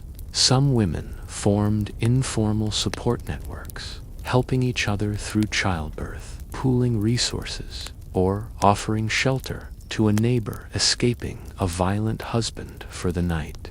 Others participated in labor movements, joining strikes or protests for better wages and working conditions. In these spaces, they found a kind of solidarity that the drawing room feminists of the upper classes rarely understood. For example, the Match Girls' strike of 1888, led by young female factory workers in London, wasn't just about wages. It was about dignity, about saying no to exploitation in both work and home life. These were girls and women who lived under the double oppression of industrial capitalism and patriarchal marriage. Their fight was not for romantic equality, but for basic survival. And then there were the wives of soldiers, sailors, and colonial workers. These women faced unique hardships, left alone for months or years while their husbands served abroad. Some received small allowances from the government, but many were left to fend for themselves, raising children on charity or street labor. Military marriage came with a different kind of violence, the state-sanctioned kind. Husbands returned from war with trauma, illness, or injuries, and their wives bore the brunt of this, caring for broken men while managing households that teetered on the edge of starvation. The Victorian Empire glorified soldiers and colonial officers, but it rarely spoke of the wives left behind, living in slums, scraping together meals, and writing letters into the void. Let's not forget the women who were never allowed to marry because of race, class, or colonial politics. In British colonies, relationships between white men and local women were common, but rarely recognized legally. These women were often abandoned when the men returned home, left with mixed-race children who were marginalized by both communities. Their marriages were informal, unprotected, and invisible in the eyes of Victorian law. Similarly, women of color in Britain, though few faced unique hardships in marriage. Social prejudice made legal and social unions difficult, and interracial marriages were often treated with suspicion or outright hostility. But even among the poorest, the overlooked, and the oppressed, love found small ways to survive. Wives laughed, danced at street fairs, shared moments of tenderness with their husbands, and built families as best they could. They told stories, sang songs, and kept traditions alive, even when life was unbearably hard. Some couples forged real partnerships, working side by side in ways that blurred the strict gender roles of the upper classes. In mining towns, factory districts, and fishing villages, marriage often meant shared labor rather than control and obedience. But these stories were rarely recorded. History tends to focus on queens, nobles, and scandals in the upper crust. The lives of ordinary women, the maids, the seamstresses, the washerwomen, disappear into the background. Yet they are the majority, the invisible force that kept Victorian society running while bearing the heaviest burdens. Their marriages were not the ones written about in etiquette books or romanticized in novels. They lived in sweat, blood, and resilience. They represent the untold side of Victorian marriage, a world where love had to coexist with hardship and where survival itself was often the greatest triumph. In the final part of this story, we'll gather everything we've uncovered and reflect on why this history matters now. We'll look at the legacy of Victorian marriage, not just in laws and customs, but in the emotional inheritance that still shapes how we think about love, partnership, and personal freedom today. Stay close. The story is almost complete, but its echoes are still all around us. Now imagine standing at the crossroads of history. Behind you are the gaslit streets of Victorian England, where wives in black crepe veils mourn husbands who controlled their lives in marriage. In front of you is the modern world: cell phones, dating apps, cohabitation without marriage, no-fault divorce, and legal protections that Victorian women could only have dreamed of. And yet, if you look closely, you'll see something unsettling. The shadows of Victorian marriage are still with us. They linger in the language we use, the roles we play, and the expectations we carry, often without realizing where they come from. The Victorian marriage system, with its rigid gender roles, social hierarchies, and moral codes, didn't simply vanish when the 20th century arrived. It evolved, seeped into culture, and re-emerged in new forms. Some traditions were softened, some laws changed, but the emotional architecture, the underlying assumptions. Let's start with the wedding itself.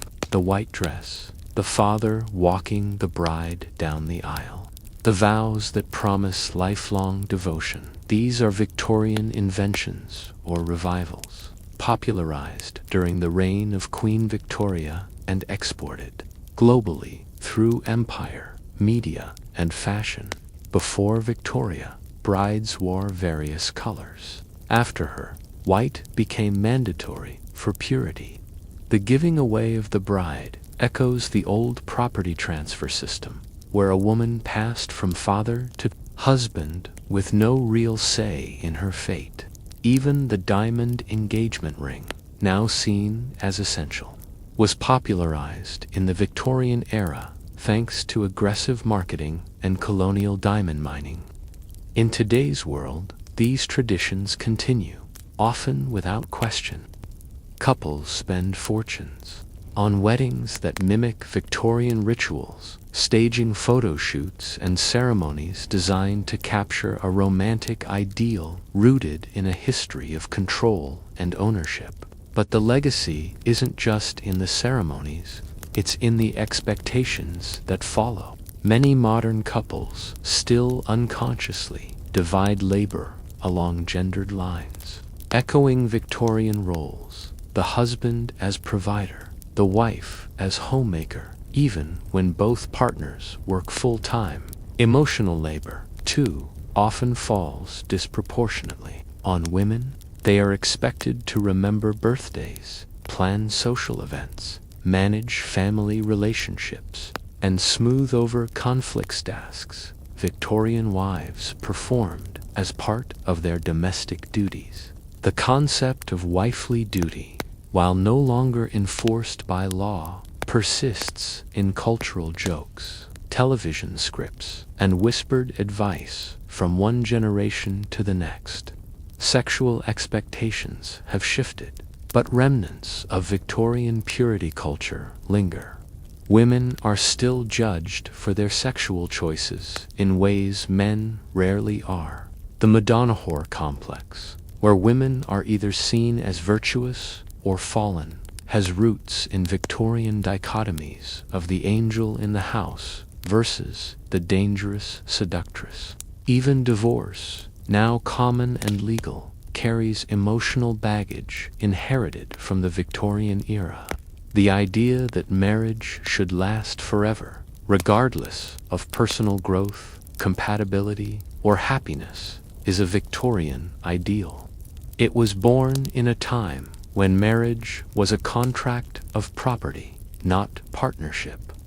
When modern couples divorce, they often feel not just personal grief but social failure, as if breaking the marriage breaks a sacred covenant. But why? Because the Victorian narrative taught us that marriage is the ultimate achievement, the bedrock of society, the proof of moral goodness. Leaving a marriage, even when necessary, still feels like defying that narrative.